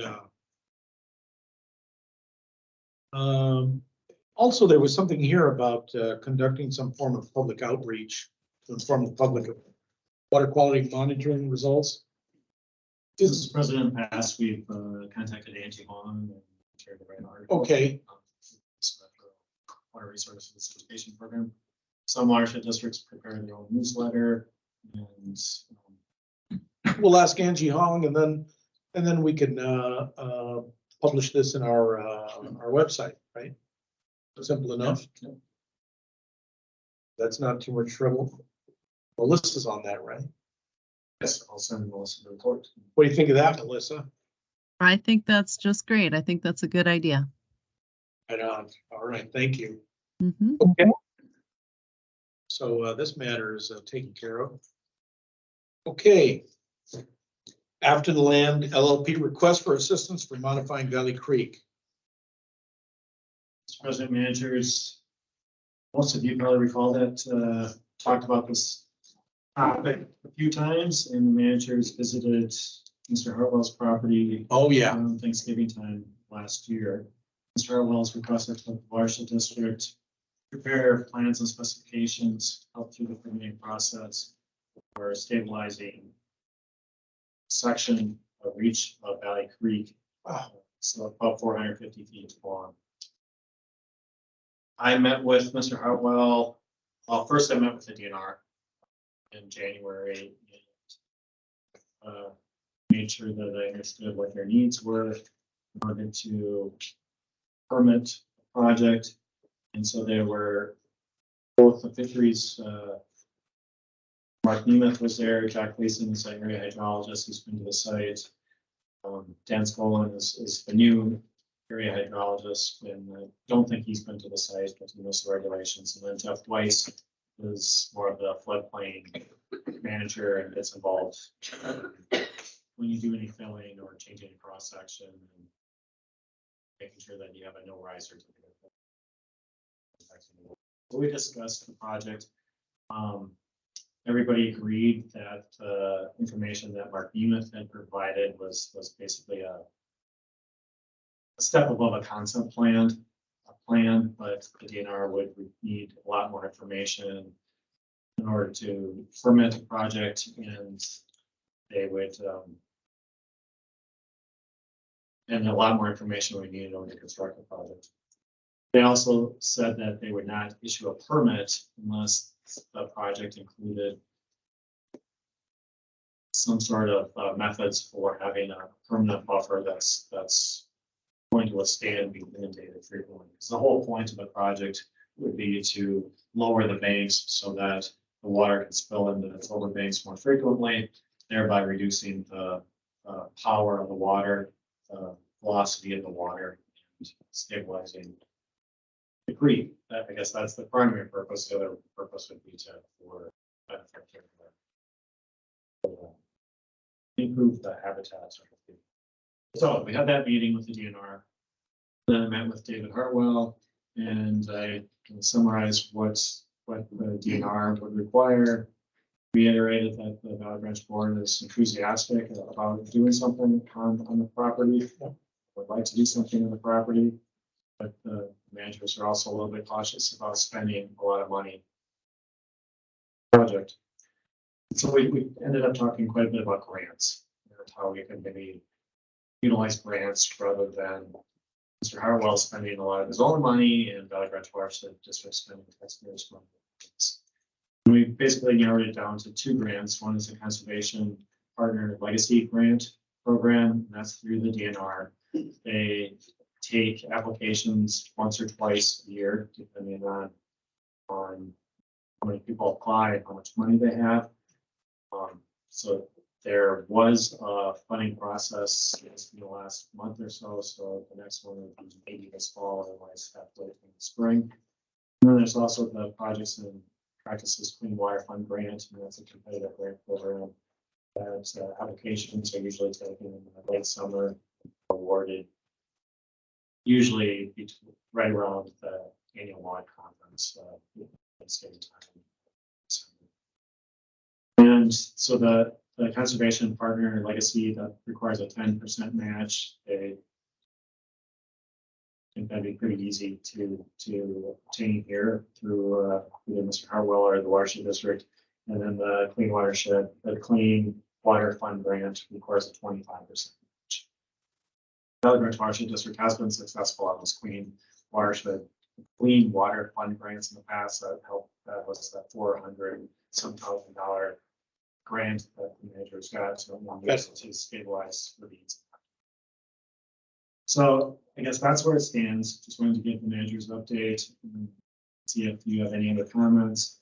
If you would prefer to pursue the project now or wait to apply for these grants or any comments. So, just a really high level question about this. Beyond, making life better for the beautiful trout of Valley Creek, this project have successful, pretty good odds of reducing sediment burden being transported downstream. Mr. President, managers, you may recall that was the question back last fall. And so we did some analysis and determined that yes, it would have a benefit. I think it's only about 10 pounds of phosphorus per year. It's not huge. It would have a benefit, and that's the complication here. You have a willing landowner who's willing to do the work, a lot of the work, but the project doesn't have the highest benefits as some other projects out of the area. But if you were to do those other higher priority projects, you would likely do 100% of the funding. So my follow-up comment on that is that I think to be responsible, the Watershed District has to stick to its basic standard cost benefits that we look at doing these types of projects. However, our cost, if it's reduced quite a bit because of the landowner covering a lot of it, and then an outside grant, then we're safe from an accusation that we're putting a lot of money into the project for a private landowner, for example, right? So I think I would be supportive of this, if we can do that to minimize the cost of the Watershed District, and that we would maybe help with the technical support and also supporting an outside grant. And in regards, Hartwell can speak for himself. He's still chair of the Start Sams. Yes. So it's gonna be a little touchy for him to do a CPL grant, because he's gonna have to recuse. Here we're talking about conflict of interest already, right? So, and that's why I asked the question about Clean Water Fund, if they're. We had that conversation, so he would not be interested in going after the Start Sam's grant, but the way he understands the conservation partner legacy grant is that's really staff at the DNR make those decisions rather than going. That doesn't go before the council, okay. All right. Well, if he's comfortable with it, then. Okay. Sir, The process question, would we be applying for the grant, or would he be applying for the grant with some assistance from us to get the grant put together? Yeah, and we did talk about those details, but I think that the Ranch Watershed District would likely have to apply. At least for the Clean Water Fund grant. I don't know if he would be eligible as a private property owner. Okay. The Conservation Partner Legacy Grant, one of the requirements to apply for those is that the land either be in public ownership or be in a conservation easement. And like his land is in a conservation easement, so it does qualify. okay. Rick, did you have a comment? Because I want to chime in on this particular. John just answered the Yeah. question. Okay, Wonderful. so regarding this, we have time on our side, correct? Meaning that at this point, there's no major erosion, and we certainly want to build it up. And so it seems obvious that if we can pursue a grant to benefit us, especially for amounts as high as $500,000, I don't know if somebody's going to go for that, but it's a wonderful thought. Then by all means, I think we should pursue the grant. And you can talk to Mr. Hartwell about that, you know, and what can be done. And he's also willing to pony up quite a chunk of change, right? Yeah. He would be working with Bowen to have the work done. But he said that it wouldn't have to be that way. Could be Right. just that Valley Branch Watershed District get a grant and hire a contractor through the public process. When you go through these grants, contractors need to follow prevailing wage rules. Oh, yes. Of course, whenever you get a grant, there's some strings attached, but we've been through this process and it's We can handle that, unworkable. you know, and of course, ultimately to change the geometry, bring in buffers and then trees, essentially build a habitat that may have been degraded in the past. I don't know. So It's not for me to say. it seems like, you know, it's not as you said, Mr. President, it's not a emergency situation. Right. So it seems like gonna try for these grants. If we're successful, fantastic. If we're not, we can come back and revisit. Of course. Do we want Yep. to continue to work with Mr. Harwell on a big project, or is there maybe some littler, smaller budget project that? So Can I make a motion? Or do you I want- don't think we need a motion for this, do we? Counselor? Well, it depends on whether our engineer is going to do grants on behalf of Valley Branch right now, or if additional conversations can happen. Additional conversation first to follow up and see if we can do this. We can direct I you. don't know what additional conversations are needed. Okay, I well, told Mr. Harwell I'd bring it to the board, and I didn't expect that the board would a negative reaction. no, Well, you could go back to Hartwell and say that the board is positively of this collaboration, assuming we can bring in outside money, so they don't have to shoulder much of the cost, given that the actual benefit to production of phosphorus is relatively low. what do you think of that? I don't think you should move at all on any of that stuff. Really? Why? I've lived adjacent to Mr. Hardwell for 36 years. Is that right? He's Okay. basically a pathological liar. He tells people different things. Hey, be honest, come on. You know, you call a spade a spade, Okay. but he tells people different things. And then that comes back to haunt him. Okay, And I'm not a fan of Mr. Hartwell. There are people that are, but I know him a little bit better than most. And I, you know, again, I was on the planning commission 1990 to 2000, the Natural Resources Groundwater Commission from 94 to 2000, on the council from 2000 to 2004. And since then, I've been on and off this Natural Resources Groundwater Committee. I've been active in my own community because fine. it's what I do. And Mr. Hartwell is not a good neighbor. Okay. You asked for an opinion. What's the phrase? We'll take that under advisement. Of course we do it. This is part of what we do. Yeah, Yeah, it's important and everybody's opinion is important to us. So good enough. But with that said, we can go ahead and direct John to look into this grant application. Very good. Is that sufficient? Thank you. Okay. All right. Okay, then. Thank you for that. Okay, let's move on. Holy moly. Okay. Speaking to John earlier, the agreement for the Project 1007 storm sewer video inspection has apparently experienced a glitch. So that has been removed from our agenda this evening.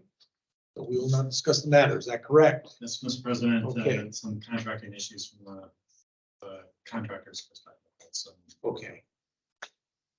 Very good, sir. We'll let that go. So we're gonna go ahead and move on to the 2023 budget adjustment. Let's go to that. John, start us on that, please. Here we go. What do we have to do here?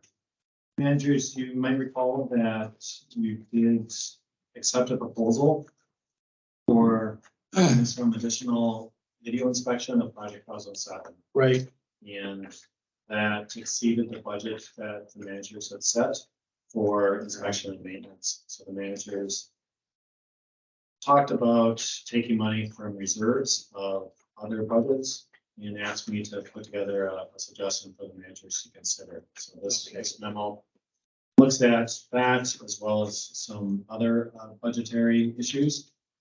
So that the first is really looking at that inspection and maintenance budget.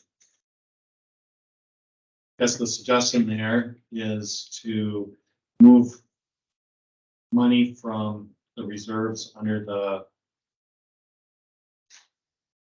water quality or the water quantity budget to inspection. into inspections. And then also move the reserves from the inspections into the actual inspections budget. And by doing so, that would cover the cost for this video inspection. Mhm. And it would also, we're continuing to work with Attorney Kirschner and Attorney Torseth and property owners about this culvert. That's, you might recall, it's been a long time, but a year ago, we have a grant about replacing that culvert and dealing with some of the requirements of the property owners. They're requiring certain things that might add some cost to that. And so the suggested budget here would hopefully cover the cost of that as well. Okay, hopefully we won't have to pull from anywhere else. So, Yes, and then, so then under the public education budget, the managers talked about or did direct us to create a brochure that could be sent to lakeshore owners. And we're working on that as well as a summary of how many new lakeshore owners there are, how many total there are, how many stream shore owners there are in that, and plan to bring that to your meeting in 2 weeks. But currently there is a budget to do that, and so I'm suggesting to move some budget into your education account for that. And also in reviewing the treasurer's report, there's a small negative balance in the rule update of $628. So it's like if the managers are making adjustments to the budget, I thought that maybe you'd want to make adjustment there to. Sure. Cover that cost, yes. So the table that's included in the packet, the peach colored cells. Yeah. Are the cells that would have reductions in budget. Yeah. And the green cells would have increases in budget. The overall budget would be the same. And I guess one other note to consider is since Treasurer Gelman has invested the Watershed District's money into the 4M fund and into the CDs, the Watershed District's making a considerable amount of interest. And that money was not considered at all with the budget. So just in March alone, 1 month, the Watershed District made over $12,000. That's not included in this budget. Nice. Very simple. So I can try to answer any questions, just maybe just want some more time to think about this and talk about it at future meeting. Do that too. Mr. Vice President. This all looks reasonable to me. The only question I have is that if we're borrowing from other contingency funds, does that raise any possible liabilities later in the year for something that might, I mean, if we're short on contingency, then Well, reallocation, I think at this point, we don't anticipate anything. So what we're gonna try and do is, this all looks fine to me as well. If we need to make some changes, as we found out with our water monitoring, lakes or water bodies, we might have to make more changes. But at this point, we are not experiencing any problems. And with the added gain of that interest, we might have to allocate some of those funds to this. So in the meantime, we're okay. I think. Yeah, I think it serves as a Rick? reserve for us, you know, because By the bank. Yeah, like I said, when I made my first comment, this looks reasonable to me. Good. But when you go in and you borrow from a contingency, that contingency's there for contingencies that come up. And if it's no longer there and the contingency comes up, so that was my question about possible liabilities. So, I understand that. yeah, Okay, so again, it seems simple. As I said earlier, we can move money around and to our good fortune, we have that ability. Hopefully, we won't come up with anything disastrous or on a an emergency of sorts. So anyway, with that said, if you gentlemen don't have anything, we can ask John to make the revisions. Do we need to make a motion for that? Okay. Then I move to make the necessary revisions to adopt the new 2023 budget. Do I have a second? as outlined here. As outlined here. Thank you, sir. Second. So moved and seconded. Mr. Bill? Aye. Aye. Aye. Aye. It is done. Make the revision, sir. Good to go. Okay. Thank you kindly. Now we're gonna flip the page over here. Okay, let's get into this one. The down tree removal from Valley Creek's vegetative buffer. Okay, John, could you lead us into this explanation? The property owner on the South Fork of Valley Creek contacted me Give me help. asking if he could remove some trees that went down and are in the creek. If he could remove them Or or? if he could. The Valley Branch Watershed District Schools, I included them in the memo, and Yeah. they do say that doing so basically requires approval from Valley Branch Watershed District. This is the first time somebody's contacted me to ask for permission. Typically, Isn't that something? Forgiveness, not ask for permission. What do you think of that, Dave? So I dug up a old Habitat Sustainability Index model for brook trout and Valley Creek. They're the Right. native species. And I included that in the memo too, and it really talks about the importance of cover and woody debris and that sort of thing. I think the bottom line is that, it's kind of the Goldilocks thing where you you don't want a super clean channel. You want some debris in there. It could create some scour holes for trout to hide in and Right. for other habitat. But if you have too much of it, then you could maybe start causing some property damage where some flooding like the beaver dams that we were talking about before.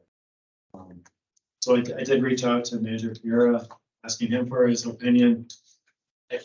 What I guess my suggestion might be is to have a meeting with the property owner and then look at these sites and use it as kind of an educational opportunity to talk about the benefits of having buffers and having down trees and this sort of thing. But then also seeing where it makes sense to remove some of these trees so that it doesn't cost. Okay, if I may, I'm gonna turn this over to our vice president. And see if he has any preliminary commentary on how to go about this. Before I say anything, I do want to say that the concern here is, what does this person want to do? Do they want to come in with heavy equipment? A lot of people, are they going to cause more damage removing the woody debris than if, and certainly I would like to avoid the cost and have our community proactive in taking care of our environment, our waterways. Mr. President, I don't think he's looking for financial assistance from Valley Branch Watershed No. District. He's just looking for approval of Sure. him doing this. And it's also an excellent educational opportunity, and maybe a manager or two can attend. Thought. or other personnel, like our intrepid inspector, who might want to brave that area. I don't know how tough it looks right now. I can see Mr. Brooks's property from the road. I can see some of the major areas of concern on some of the, especially right above his prop where the watershed did some restoration a few years back. So there's the potential for some upstream or cutting a new channel where these trees have fallen. So I can see there's some potential issues there. I don't think there's anybody in Afton who's looking anywhere that nobody does tree removal for them. Everybody does it themselves. Yeah. You know, there's no programs to come in and do tree removal. So I think if anyone's asking for it, they just want permission, and usually we don't get that question. Usually it just happens. They ask for forgiveness and not permission. It seems like the hardest part here is trying to decide, you know, which trees, you know, what you're agreeing to. Yeah. Or something, Yeah. you know, you'd almost Vice spray President. paint the ones that you can take out and then leave the rest, Yeah. or, you know, to allow the Right. education part to occur is really great. You know, to do that, but to be clear about what it is, the expectation is important. So Vice President Pereira, you could. Okay, so, first a disclaimer, I spent 99.5% of my career working on very large walleye lakes, not on trout streams, but I did hang around with plenty of trout stream people and even went to help them with their field work, and I did have some training like back in grad school. And Tom Waters, who did great work on Valley Creek itself. Tom Waters. Tom Waters. What a name. Thomas F. Waters, originally from Hastings, Michigan. In general, John's exactly right. When a tree falls into a trout stream, it's usually a good thing. But if a whole bunch of trees fall into a trout stream, it gets too much of a good thing. Okay. I can't tell you which ones to remove. There's actually, John's technical reference is old, but it's still, a lot of the stuff still stands today. So in an ideal world, I would say, can we call in Mark Nemeth and provide some advice on which ones are good and which ones should be taken out? Because I'm not a stream morphologist or trout stream ecologist, so I can't actually make that specific call. So. Can I make a comment or? Yes, please. Yeah, after the recent storm that hit, obviously that whole area really has a lot of trees came down on the roads, on properties. In fact, the old the headwaters on the South Branch, talking to one of the neighbors there, he lost 100 trees. And so I wonder, I mean, just the last seasons, we've had an inspection of the stream, right? We had Barr went out and did a checking to see where were critical areas were. Do we need to take a walk through these areas? Because it sounds like the North Branch has a lot of trees down. Just wondering if there's some kind of inventory that should be taken, like how much is there? As you mentioned, is there too much of a good thing on these two branches? I don't know. I haven't seen the rest of it. It's pretty hard to see in some of the areas, but and maybe people just don't even know yet. Still, they haven't been back to look at it. So just wondering if we should take a look at it. Definitely. And I would ask you to be our point man on that. But also, since a lot of people have taken the initiative without our knowledge, maybe it almost seems like go for it. We didn't see it. You know what I mean? But what we could do as a suggestion be to have you have a look. And I don't know if any of the other managers would be interested. I don't know about bringing in Bar Engineering. You bring in a whole team and, Josh and all them. And then it gets crazy. Was it there? You did approve the inspection program. Yeah. Of the various infrastructure systems and stream systems. And so Right. Bar will be looking at Valley Creek, select sites in Valley Creek this spring. Could that jibe with, this situation? Because they've walked those areas several times, the same people, and so they already have documented. Pretty much, I'm not sure they're gonna document all the trees, but they document areas of erosion and concern. And so if they can take a look, maybe they can make note of these areas, and I'm happy to join them, but they're the experts, not me. Yeah, and it doesn't look like tromping around in there. Some of the bar staff who did the assessments for us in the ravines and along the creek, looking for, you know, as that model where you're prioritizing the, you know, the areas of concern that needed to be addressed. And so they've been out over the last couple of seasons looking at that and updating that information so the managers could decide where they should invest in doing repairs, you know. So Have Nate come in from Colorado or something. No, Yeah, I know. I don't allow him to go to Afton because he gets Lyme's disease. Oh, you're kidding. Wow. Whatever. So, that's what I think should happen. And, we don't need a motion for that, do we? No, but Mr. President, could you Be more could you specific. summarize what? action Okay. you'd like? So, and, any of the managers can chime in, of course.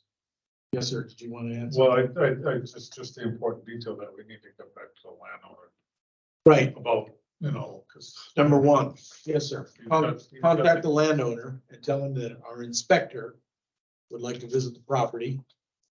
Bar engineering is likely going to visit the property as part of an inspection.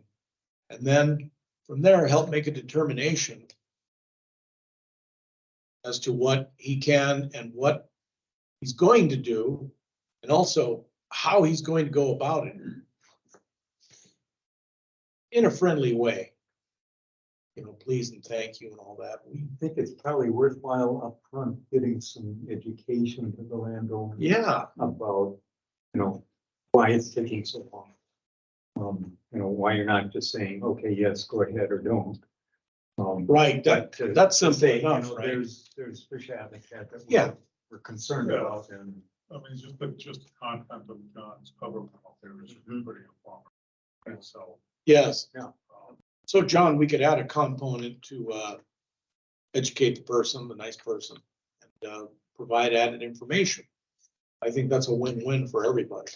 So, Mr. President. Yeah. What I'm hearing is you'd like Inspector Brower to visit the site. Yes, sir. In advance of that, I can contact Mr. Brooks and have a conversation with him and follow up with sending him some information. I also heard during the discussion of Mark Nemeth of the DNR, Crossing Specialist, asking him if he'd be interested and able to visit the site. Why To not? do that concurrently with Inspector Brower or I think that'd be a good idea. And then Sounds good to me. and Bar will eventually be doing a inspection of various sites as the managers approve as possible. I could bait Nemeth with adult beverages on my deck afterwards. If I You're could in. come over.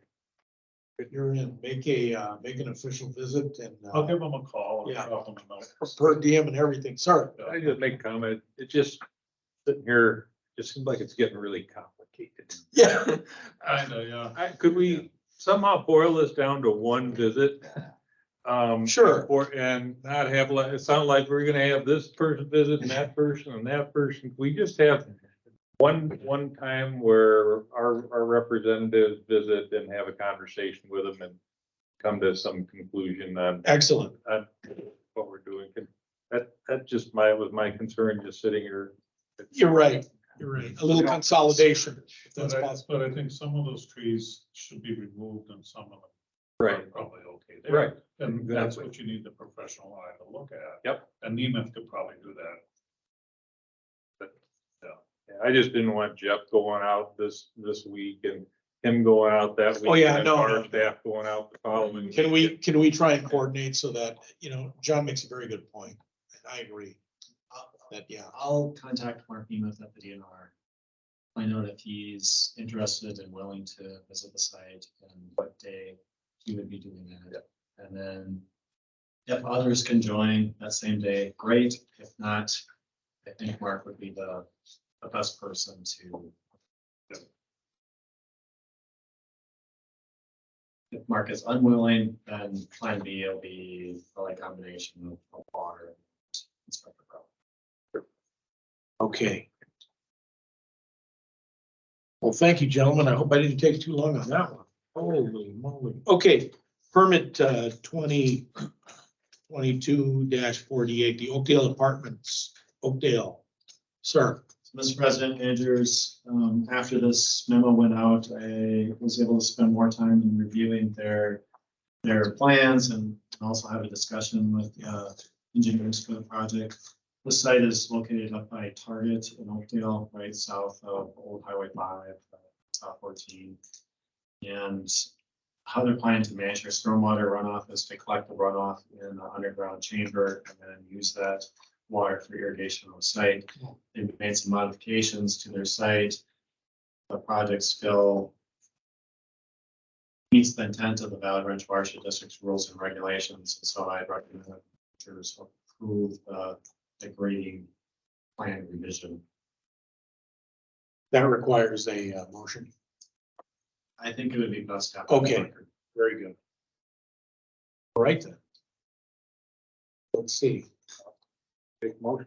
Sir, thank you. I'll make a motion to authorize FAR to approve modifications to permit 2022-48 to accommodate their plan revisions as long as all of our rules are met. I will second that motion. Mr. Bill. Aye. Aye. Aye. Aye. Aye. That is approved. Thank you, sir. Thank you, John. Okay. Attorney. My memos, John, I printed the 23. No. Conservation District, the water monitoring. I didn't put that in when I was thinking that was consent count. So managers, what Attorney Forsyth is referencing is since you approved the recommended water quality monitoring plan tonight, but then asked for maybe some additional information on fluorides, the Conservation District has already prepared an agreement to that matches the recommendation. So if managers want to sign that tonight, you can, or if you want to wait until we have more information on chlorides, we could update the agreement to include that as one agreement, but on a two revision, whatever would be recommended. I just didn't know if it was time sensitive, so I'm sorry, I didn't realize it wasn't the consent. I was like, think we have "Oh, Washington District has a good enough relationship with Washington Conservation District that I think they would start work. Excellent. Okay. So what is required? So we'll wait for 2 weeks and. Okay. Okay. And Rick chime in. That's fine. Okay. So I'd actually like to talk about the second memorandum. Yes, that I ma'am. submitted, the Shulkin Farms permit is still on. Yes, Frank is on. Hey, hi Frank. So, what this is it relates to the Shulkin Farms permit that was at the beginning of the year. There was a request made basically regarding the surety. So historically, if there's a surety, Valley Branch gets the whole surety for the permit, everything the permit covers. So this permit covers all the work that's being done for this development. Due to kind of market out there, it sounds like that the developers decided to only grade right now and then maybe do construction later. So if they had just been permitted for grading and then later were permitted for construction, those would be different permit, surety amounts, right? So so the request that came in, and I said, I'm not making the decision, I'll bring it to you and I'll Sure. explain what it is basically they're asking to bifurcate, right? They do a lesser amount now to cover the grading. And then I said, well, if the managers are open to it, then what I would want to see is an agreement that they understand more needs to come in, right? And I said, and I'm gonna put the burden on you, permit applicant, to come up with an explanation and draft the initial agreement. So they did that. That's in your packet. So there's correspondence from Craig, and also a proposed agreement. And then you'll see my proposed provisions in red.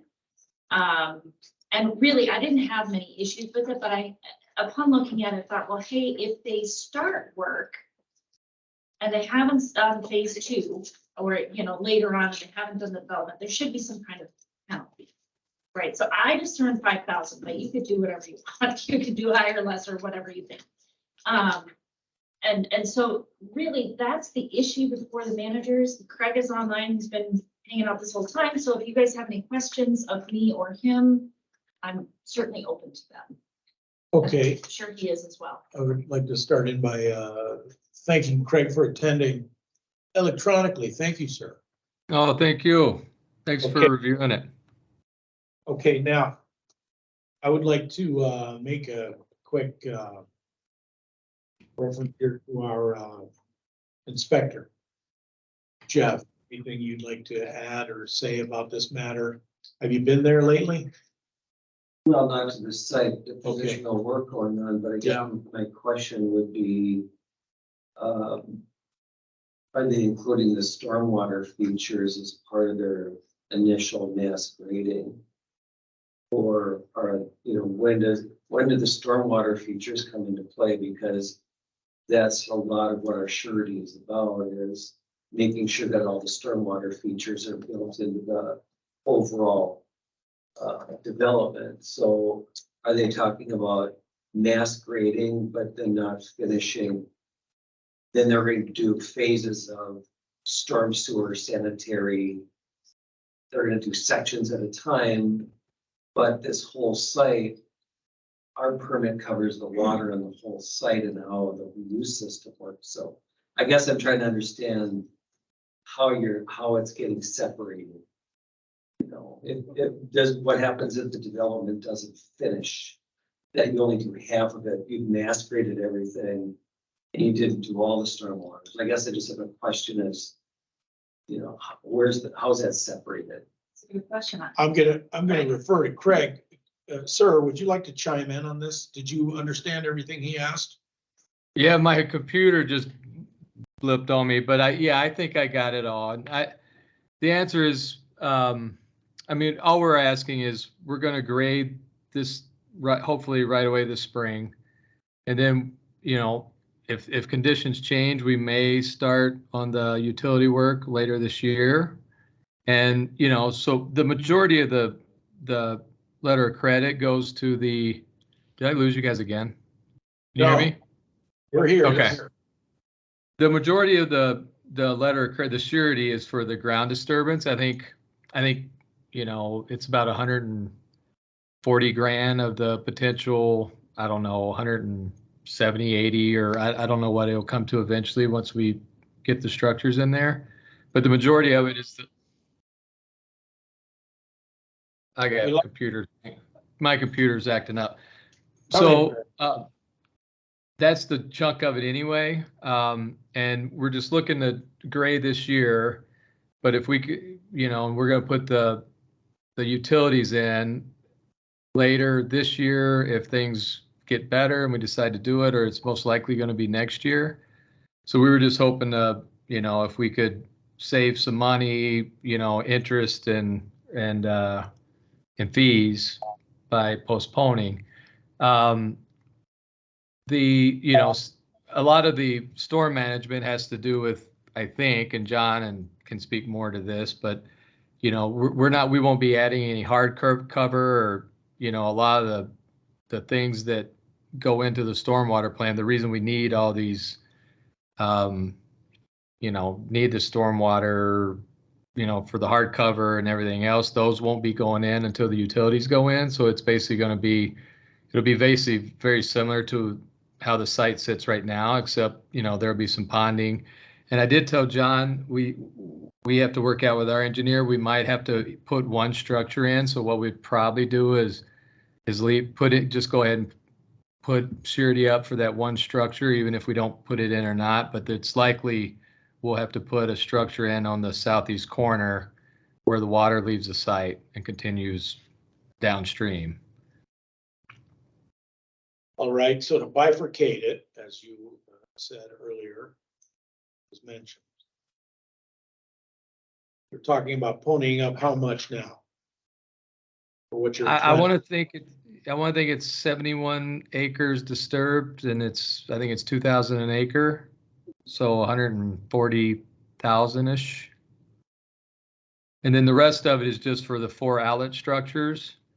And off the top of my head, I don't know how much they are. And then there's a big chunk of it, depending on how big of a irrigation pump we need. We'll have to put surety up for that as well. And then, we won't be irrigating anything for a while. Okay. All right, let me ask our engineer a question. John, do we have a precedent on this or we've handled these things before? It seems simple enough. Didn't we do something like this at the golf course over off of Yeah, Mr. President, maybe something similar, but typically Royal? a permit applicant asks or only submits a permit application for a part of the project or a phase of the project when it's come before the board in the past. Right. So, backing up 6 months, if Craig had submitted a plan for just grading the property, we would have reviewed it against the rules for doing that grading. And assuming it met the Valley Branch rules, the board would have approved it. And then there'd be a surety related to that mass grading project. That permit would be closed out. He'd come before the board again and ask for a permit to start building the houses and putting in his irrigation system. We'd review that to make sure that it complied with the rules and get a surety on that. So that would be kind of the more typical process. In this situation, Craig's analysis of the market has changed a little bit. And so instead of doing it step by step, he's originally asked for the whole project at the beginning. Right. And now he's asking it to kind of back off and go more to that step by step process. I get that. Okay. Yes, ma'am. So I looked at the Valley Branch rules. That's in my analysis in my memo. So Rule 11 addresses sureties. It doesn't talk about the ability of the managers to take sureties in at different times. And I'm sure that it's just kind of get out of Right. a concept at the time. What it does specifically allow is as work is done, requests can be made to reduce the surety. So you could take a position that, hey, the rules are silent on it, we're not going to do it. Or you could take a position, and I don't think this is the wrong one. I mean, I'd support either one, but I think you could take this approach and say, it does give discretion, some discretion, right? We can't have discretion as to how much. And that isn't up for an issue right now. You're not saying it's less at the forefront, but you're saying you're accepting it at different points when there's a different trigger, right? So it's just a way of analyzing it. So, Okay. and I don't believe there is a precedent that this has been done before. Next. Have they provided us with any surety at this point? Not at all? No, because you're waiting for an answer to this question. I get it. Okay. Yeah.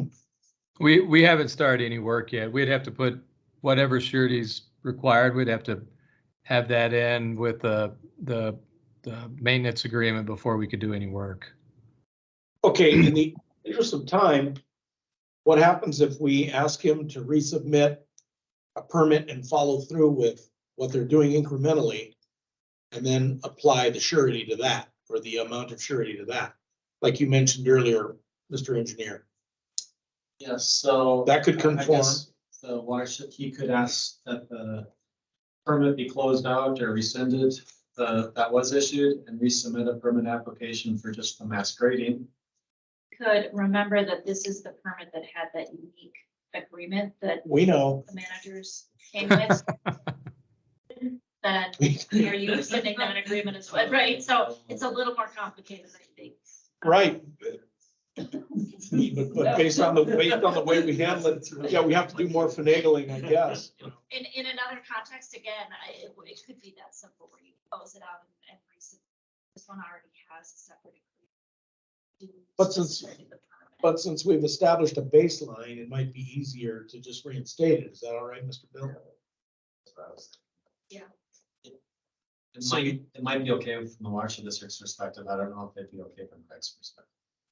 Or is it clear? Craig. Well, Craig is wanted a asking commitment us. From, Right. but if you recall, the whole reason for that special agreement was Craig wanted commitment from the Watershed District, that the Watershed District was going to approve that irrigation system Right. and the documents related to it.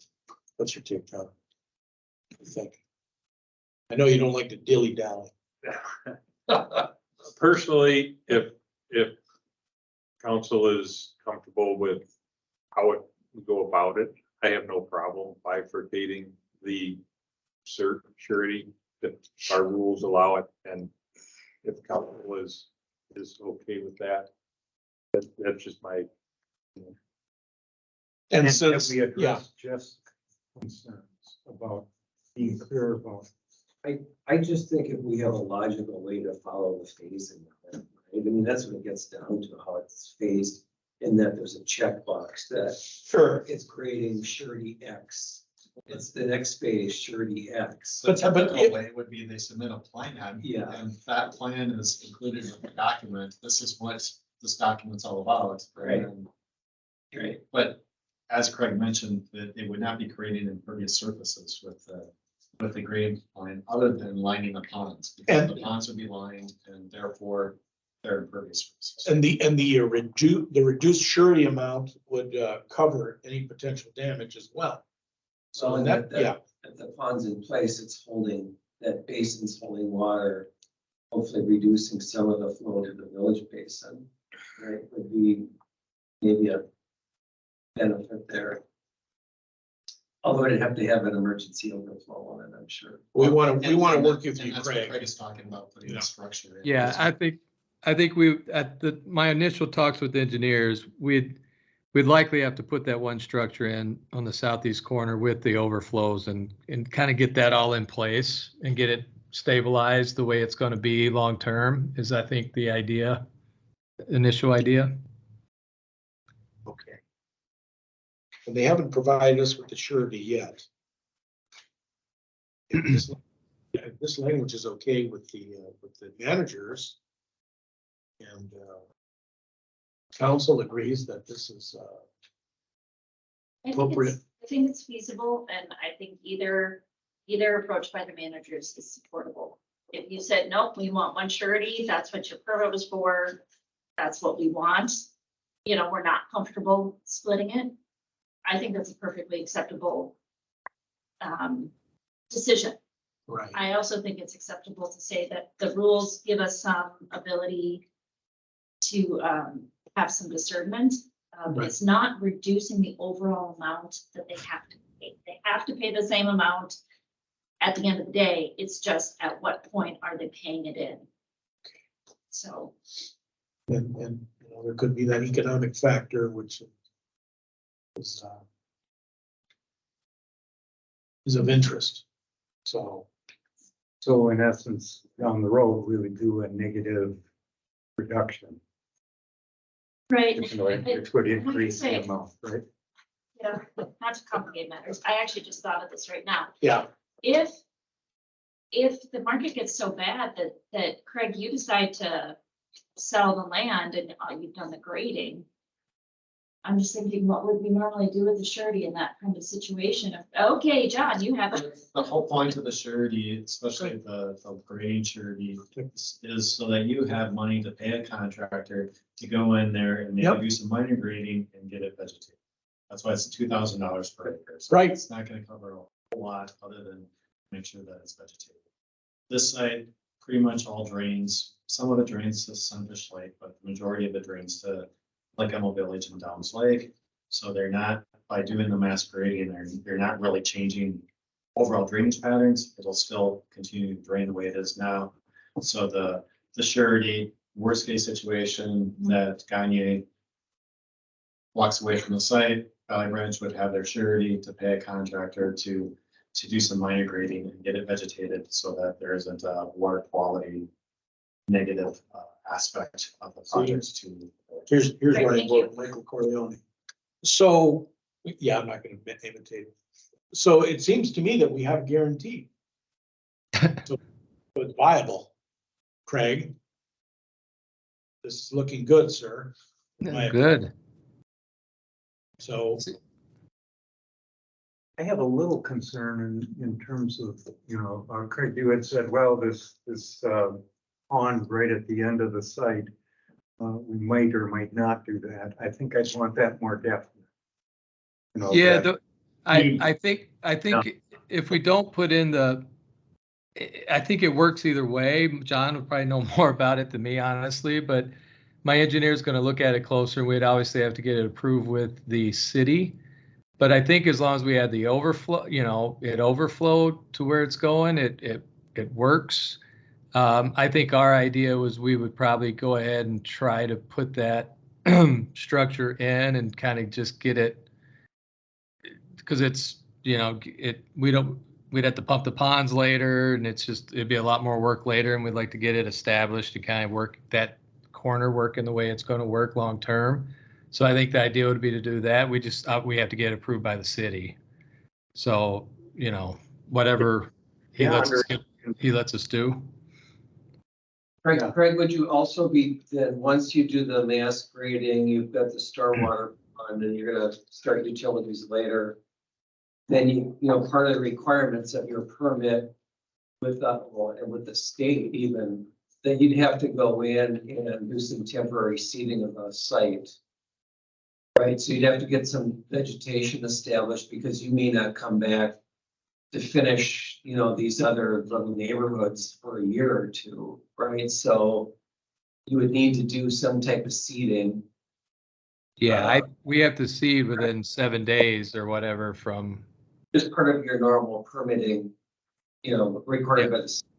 So, Yeah, it would be seed. As soon as they're done working in their area, they have guys come in and seed right away and try to get it established as soon as they can. so it appears to me that That's part of the grading contract. we've established our margin of safety, so to speak. This is viable. Do the managers have anything else? We can make a motion with this language.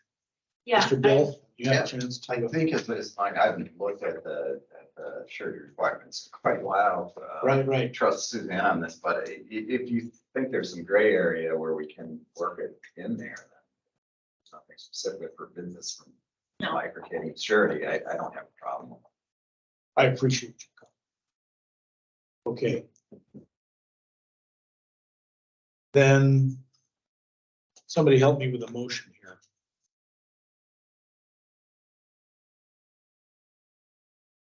Where?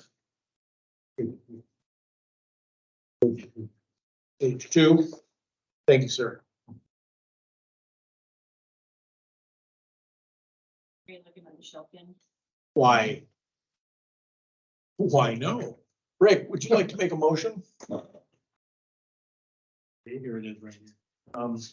Make a motion, approve the submission of 2 separate sureties for Golden Farm Permit number 2023-01 pursuant to the conditions outlined in GWSA Land Development LLC surety agreement.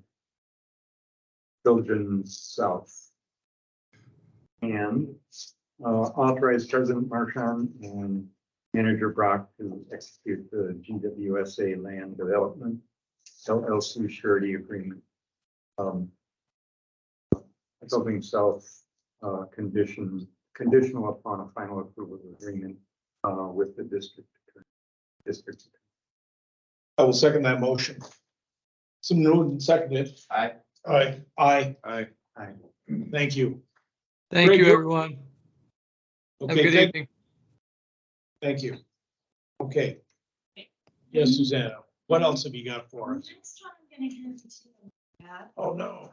Is actually the one I handed out, that's number 3.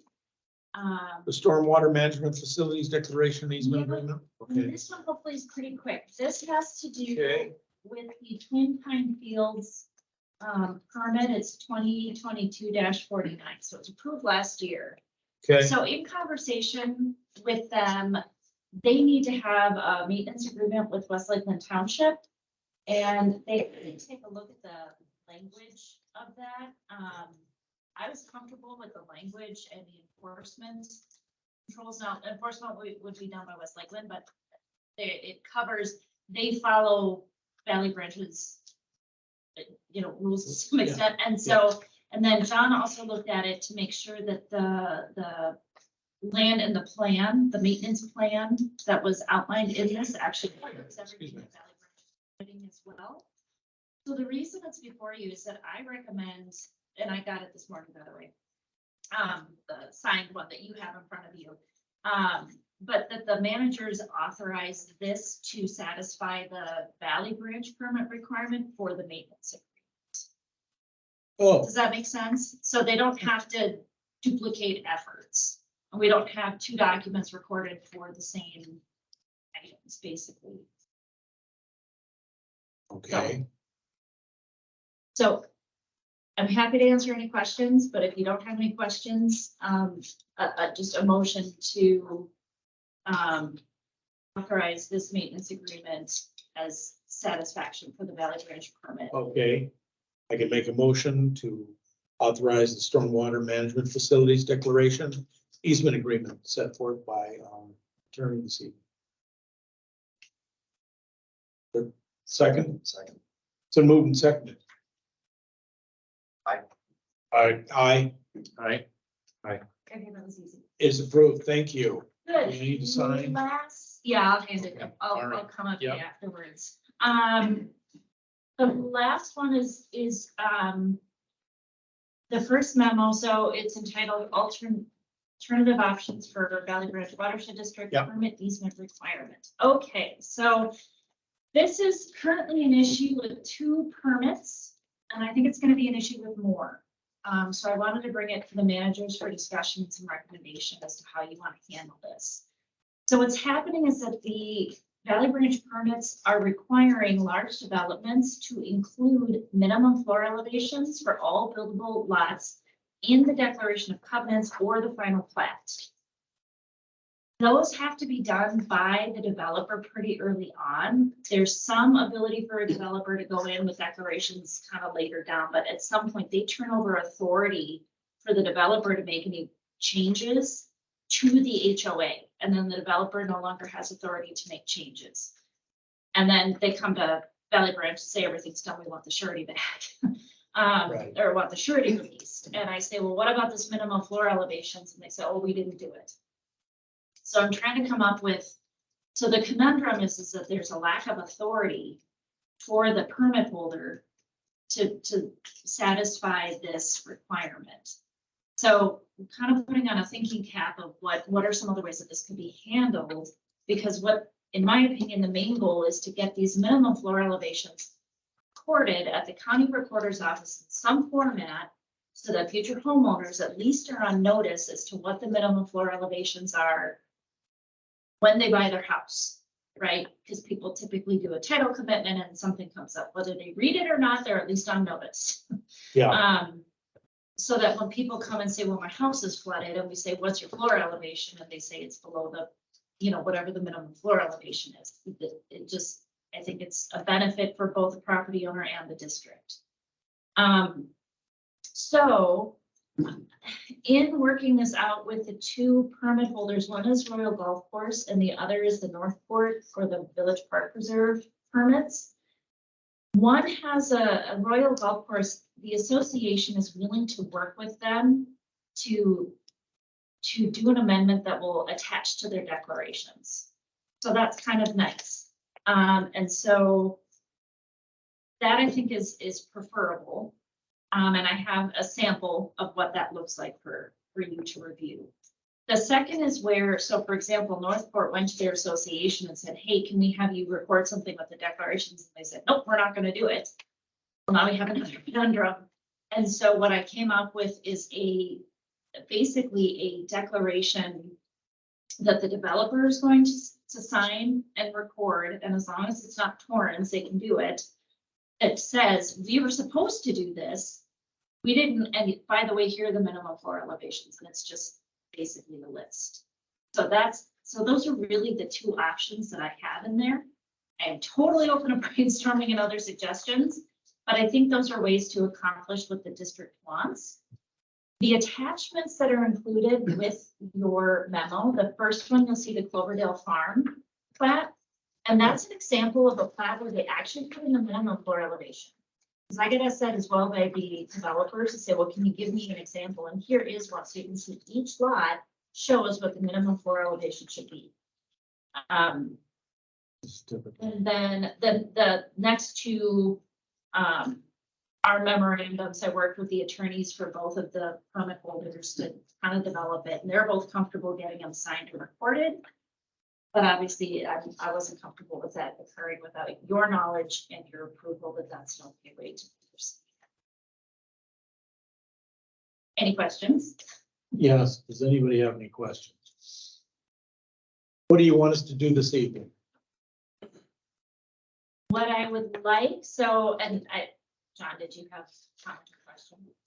So some developers have said that they are not able to record minimum floor elevations with plats. The Cloverdale example clearly shows that you can do that. Yeah. Yeah. Are you aware of any changes since the 90s when Cloverdale was so one potential solution going forward is Valley Branch Watershed District does not approve a permit unless we receive a draft plat that has minimum floor elevations listed on it. Is a possibility. So that might solve things in the future, but it would not solve the two Right. examples. Right. I think it's worth an effort. I think it's arduous. I think it's just harder and probably costs more money. Because it's not the standard to put the minimum floor elevations on the plat. But it doesn't mean that it's a poor idea or that it doesn't serve the people who end up living on that lot. This guarantees that this evening, Guarantees what? that they have to have a minimum floor elevation? That's already in the permit. The problem is they can't satisfy the requirement at this point, because you can't go back and it's very hard to go back and change the plat. So once it's been recorded, that's virtually it. Very rarely do you see a corrected plat. It's not common. People will modify their declarations where you'll see First Amendment, Second Amendment, Third Amendment. But at some point, the developer turns over authority to the homeowners association agreement, and they can't do that anymore, right? They can't add any more amendments without the association participating. Could I ask a question? Yeah, of course. Please. So typically when the city, when they have to issue a certificate of occupancy, don't they have to submit an as-built elevation as part of that final approval for a city to approve it to be lived in? I mean, I think that's what they have to do in the city of Lake Elmo and these developments, that here are the, here's the dimensions of the lot, here's the grading of the lot, it meets our requirements. And I would imagine that it has to have that floor elevation as part of the as-built before they can move into it. Mhm. So isn't that triggered somewhere else in the process between the city and then turning it over to the homeowner? Well, and to be fair, I've had the argument from developers that the city has in their records the minimum floor elevation requirements for everything. What I'm pointing out with this permit requirement for Valley Branch is that it needs to be recorded, right? It's either in the declarations or it's in the plat. Because most people don't go to the city when they buy a house and say, can I have my as-bills? right? Or they don't go and say, what's my minimum floor elevation? And what, frankly, most people aren't gonna look at their documents and say, I need to look at the plat to see what the minimum floor elevation is either, right, to be fair. But what I'm looking at is this is a Valley Bridge permit requirement. And I think one of the key elements of it is that it's recorded, not that it just exists. However, again, you're the managers. You can, if you prefer to say, well, they've passed the point of authority to modify it, the city has it, we're willing to waive this requirement. I can certainly come up with a resolution to do that as well, that you sign at the next meeting as well, if that's the direction to me. I'm totally fine with that too. But to me, you have this requirement. I think that's why one of the reasons you have it. But ultimately, how you want to handle this kind of situation, I will take your direction as well. Anybody have anything on that? You're making us more ironclad, correct? I am trying to solve a problem that has no good solutions. You know, I mean, they don't have authority to meet the permit's requirements as it currently stands. We don't. No, they don't. The permit holder doesn't. They can't modify the plat and they can't modify the declarations. So this permit requirement right now, they've got everything else done.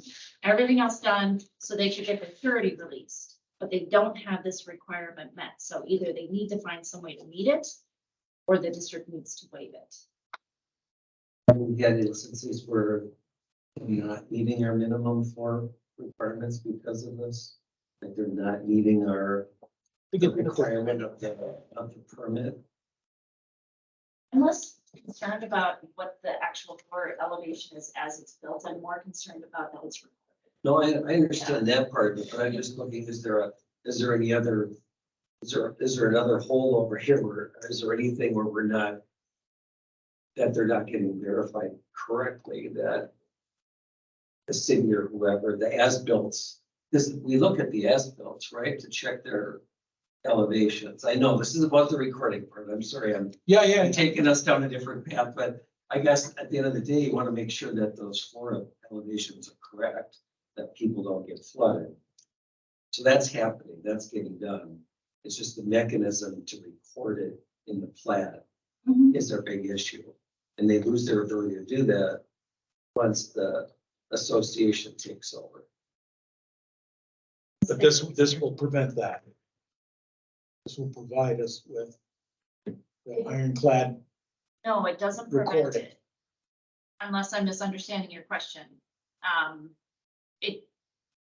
What it's saying is the problem exists. Here's a potential solution. Here are two potential solutions. One is to do a declaration that the current homeowners association is willing to work with them and get it signed. And the other one says, well, the homeowners association will work with them, but they'll sign a declaration and submit it to the recorder's office that has a list of the minimum floor elevations. So it's recorded.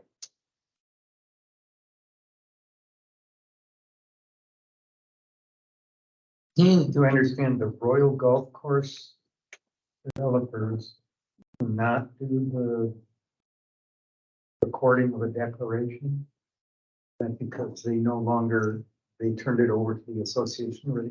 Correct, Okay. that's what they're telling me. So it's really two solutions, one for each.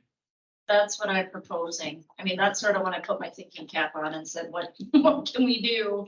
This is what I came up with. Or in the first one, in the Royal Golf Course one, we don't get anything recorded at all It does get recorded. by the association. Yeah, the association has agreed to sign it and it can be recorded. Okay, so we would in essence get what we're looking for in terms of it being recorded in both cases. Correct. Plan. Is there a statute or something that dictates when the HOA is turned over to an HOA? Or is that the developer HOA prior to the recording? Well, it's typically, and if you read the declarations, it's typically upon a certain percentage of lots being sold, right? That the HOA has to be there and the developer loses their special privileges, but not always. Declarations are different. But when they're coming to Valley Branch and saying, hey, we've done all that we need to do for this permit, please release the surety. They've already turned over authority. They can't take it back. At least that's what they're telling me. I'm not privy to their conversations with the HOA, but that's what they're telling me. Yeah, my understanding is that you're doing this as it's a preventive, or it gives us more teeth, so to speak. Is it that simple? Yeah. So Okay. that, so that it's recorded, Right. so And that permit requirement is somehow satisfied so they can get their surety back. Otherwise, the permits are never gonna close. Got it. Okay. That seems simple enough. But can we use both options? I think so. I mean, each one is gonna be somewhat fact-based. Yeah. And so one of the questions I had is, in a scenario like this, and I think I already know the answer, would you want me to come to you each time this happens and say, if you got another scenario where they've already turned over authority? Now, what I will tell you is my learning lesson is I'm being more assertive. I've already started to try and be more assertive, saying you need to get me your permits, you need to do the maintenance agreements. But to also point out that you need to have these minimum floor elevations, and having that conversation. But Yeah. where we are, I mean, Royal Golf Course is a 2017 permit. Both of these are 2017 permits. This just wasn't. They didn't really follow the permit. Yeah, that didn't satisfy the. They didn't, Yeah. so. And they're Maybe. really not in a power, they don't have the power to do it. So what do we do? Yeah, but at one That was point, making, it was a circumstance of your own making. Correct. I Correct. get a little less sympathetic towards that. I totally hear you. So, I mean, I can certainly invite them to stand in front of you and say, yes, we didn't follow the permit, but the fact is we can't go back now. Well, I guess I'm not so much wanting them to gravel or anything like that. What I'm trying to do is keep us from getting into this situation again. Yeah. And I hear what you're saying about kind of being more assertive about it, and that's great. That'll make sure they've covered it. But it seems like there might be something else, like, if this, they have to complete the permit before it gets turned over to the association, would be one of the solutions, I think. So if that's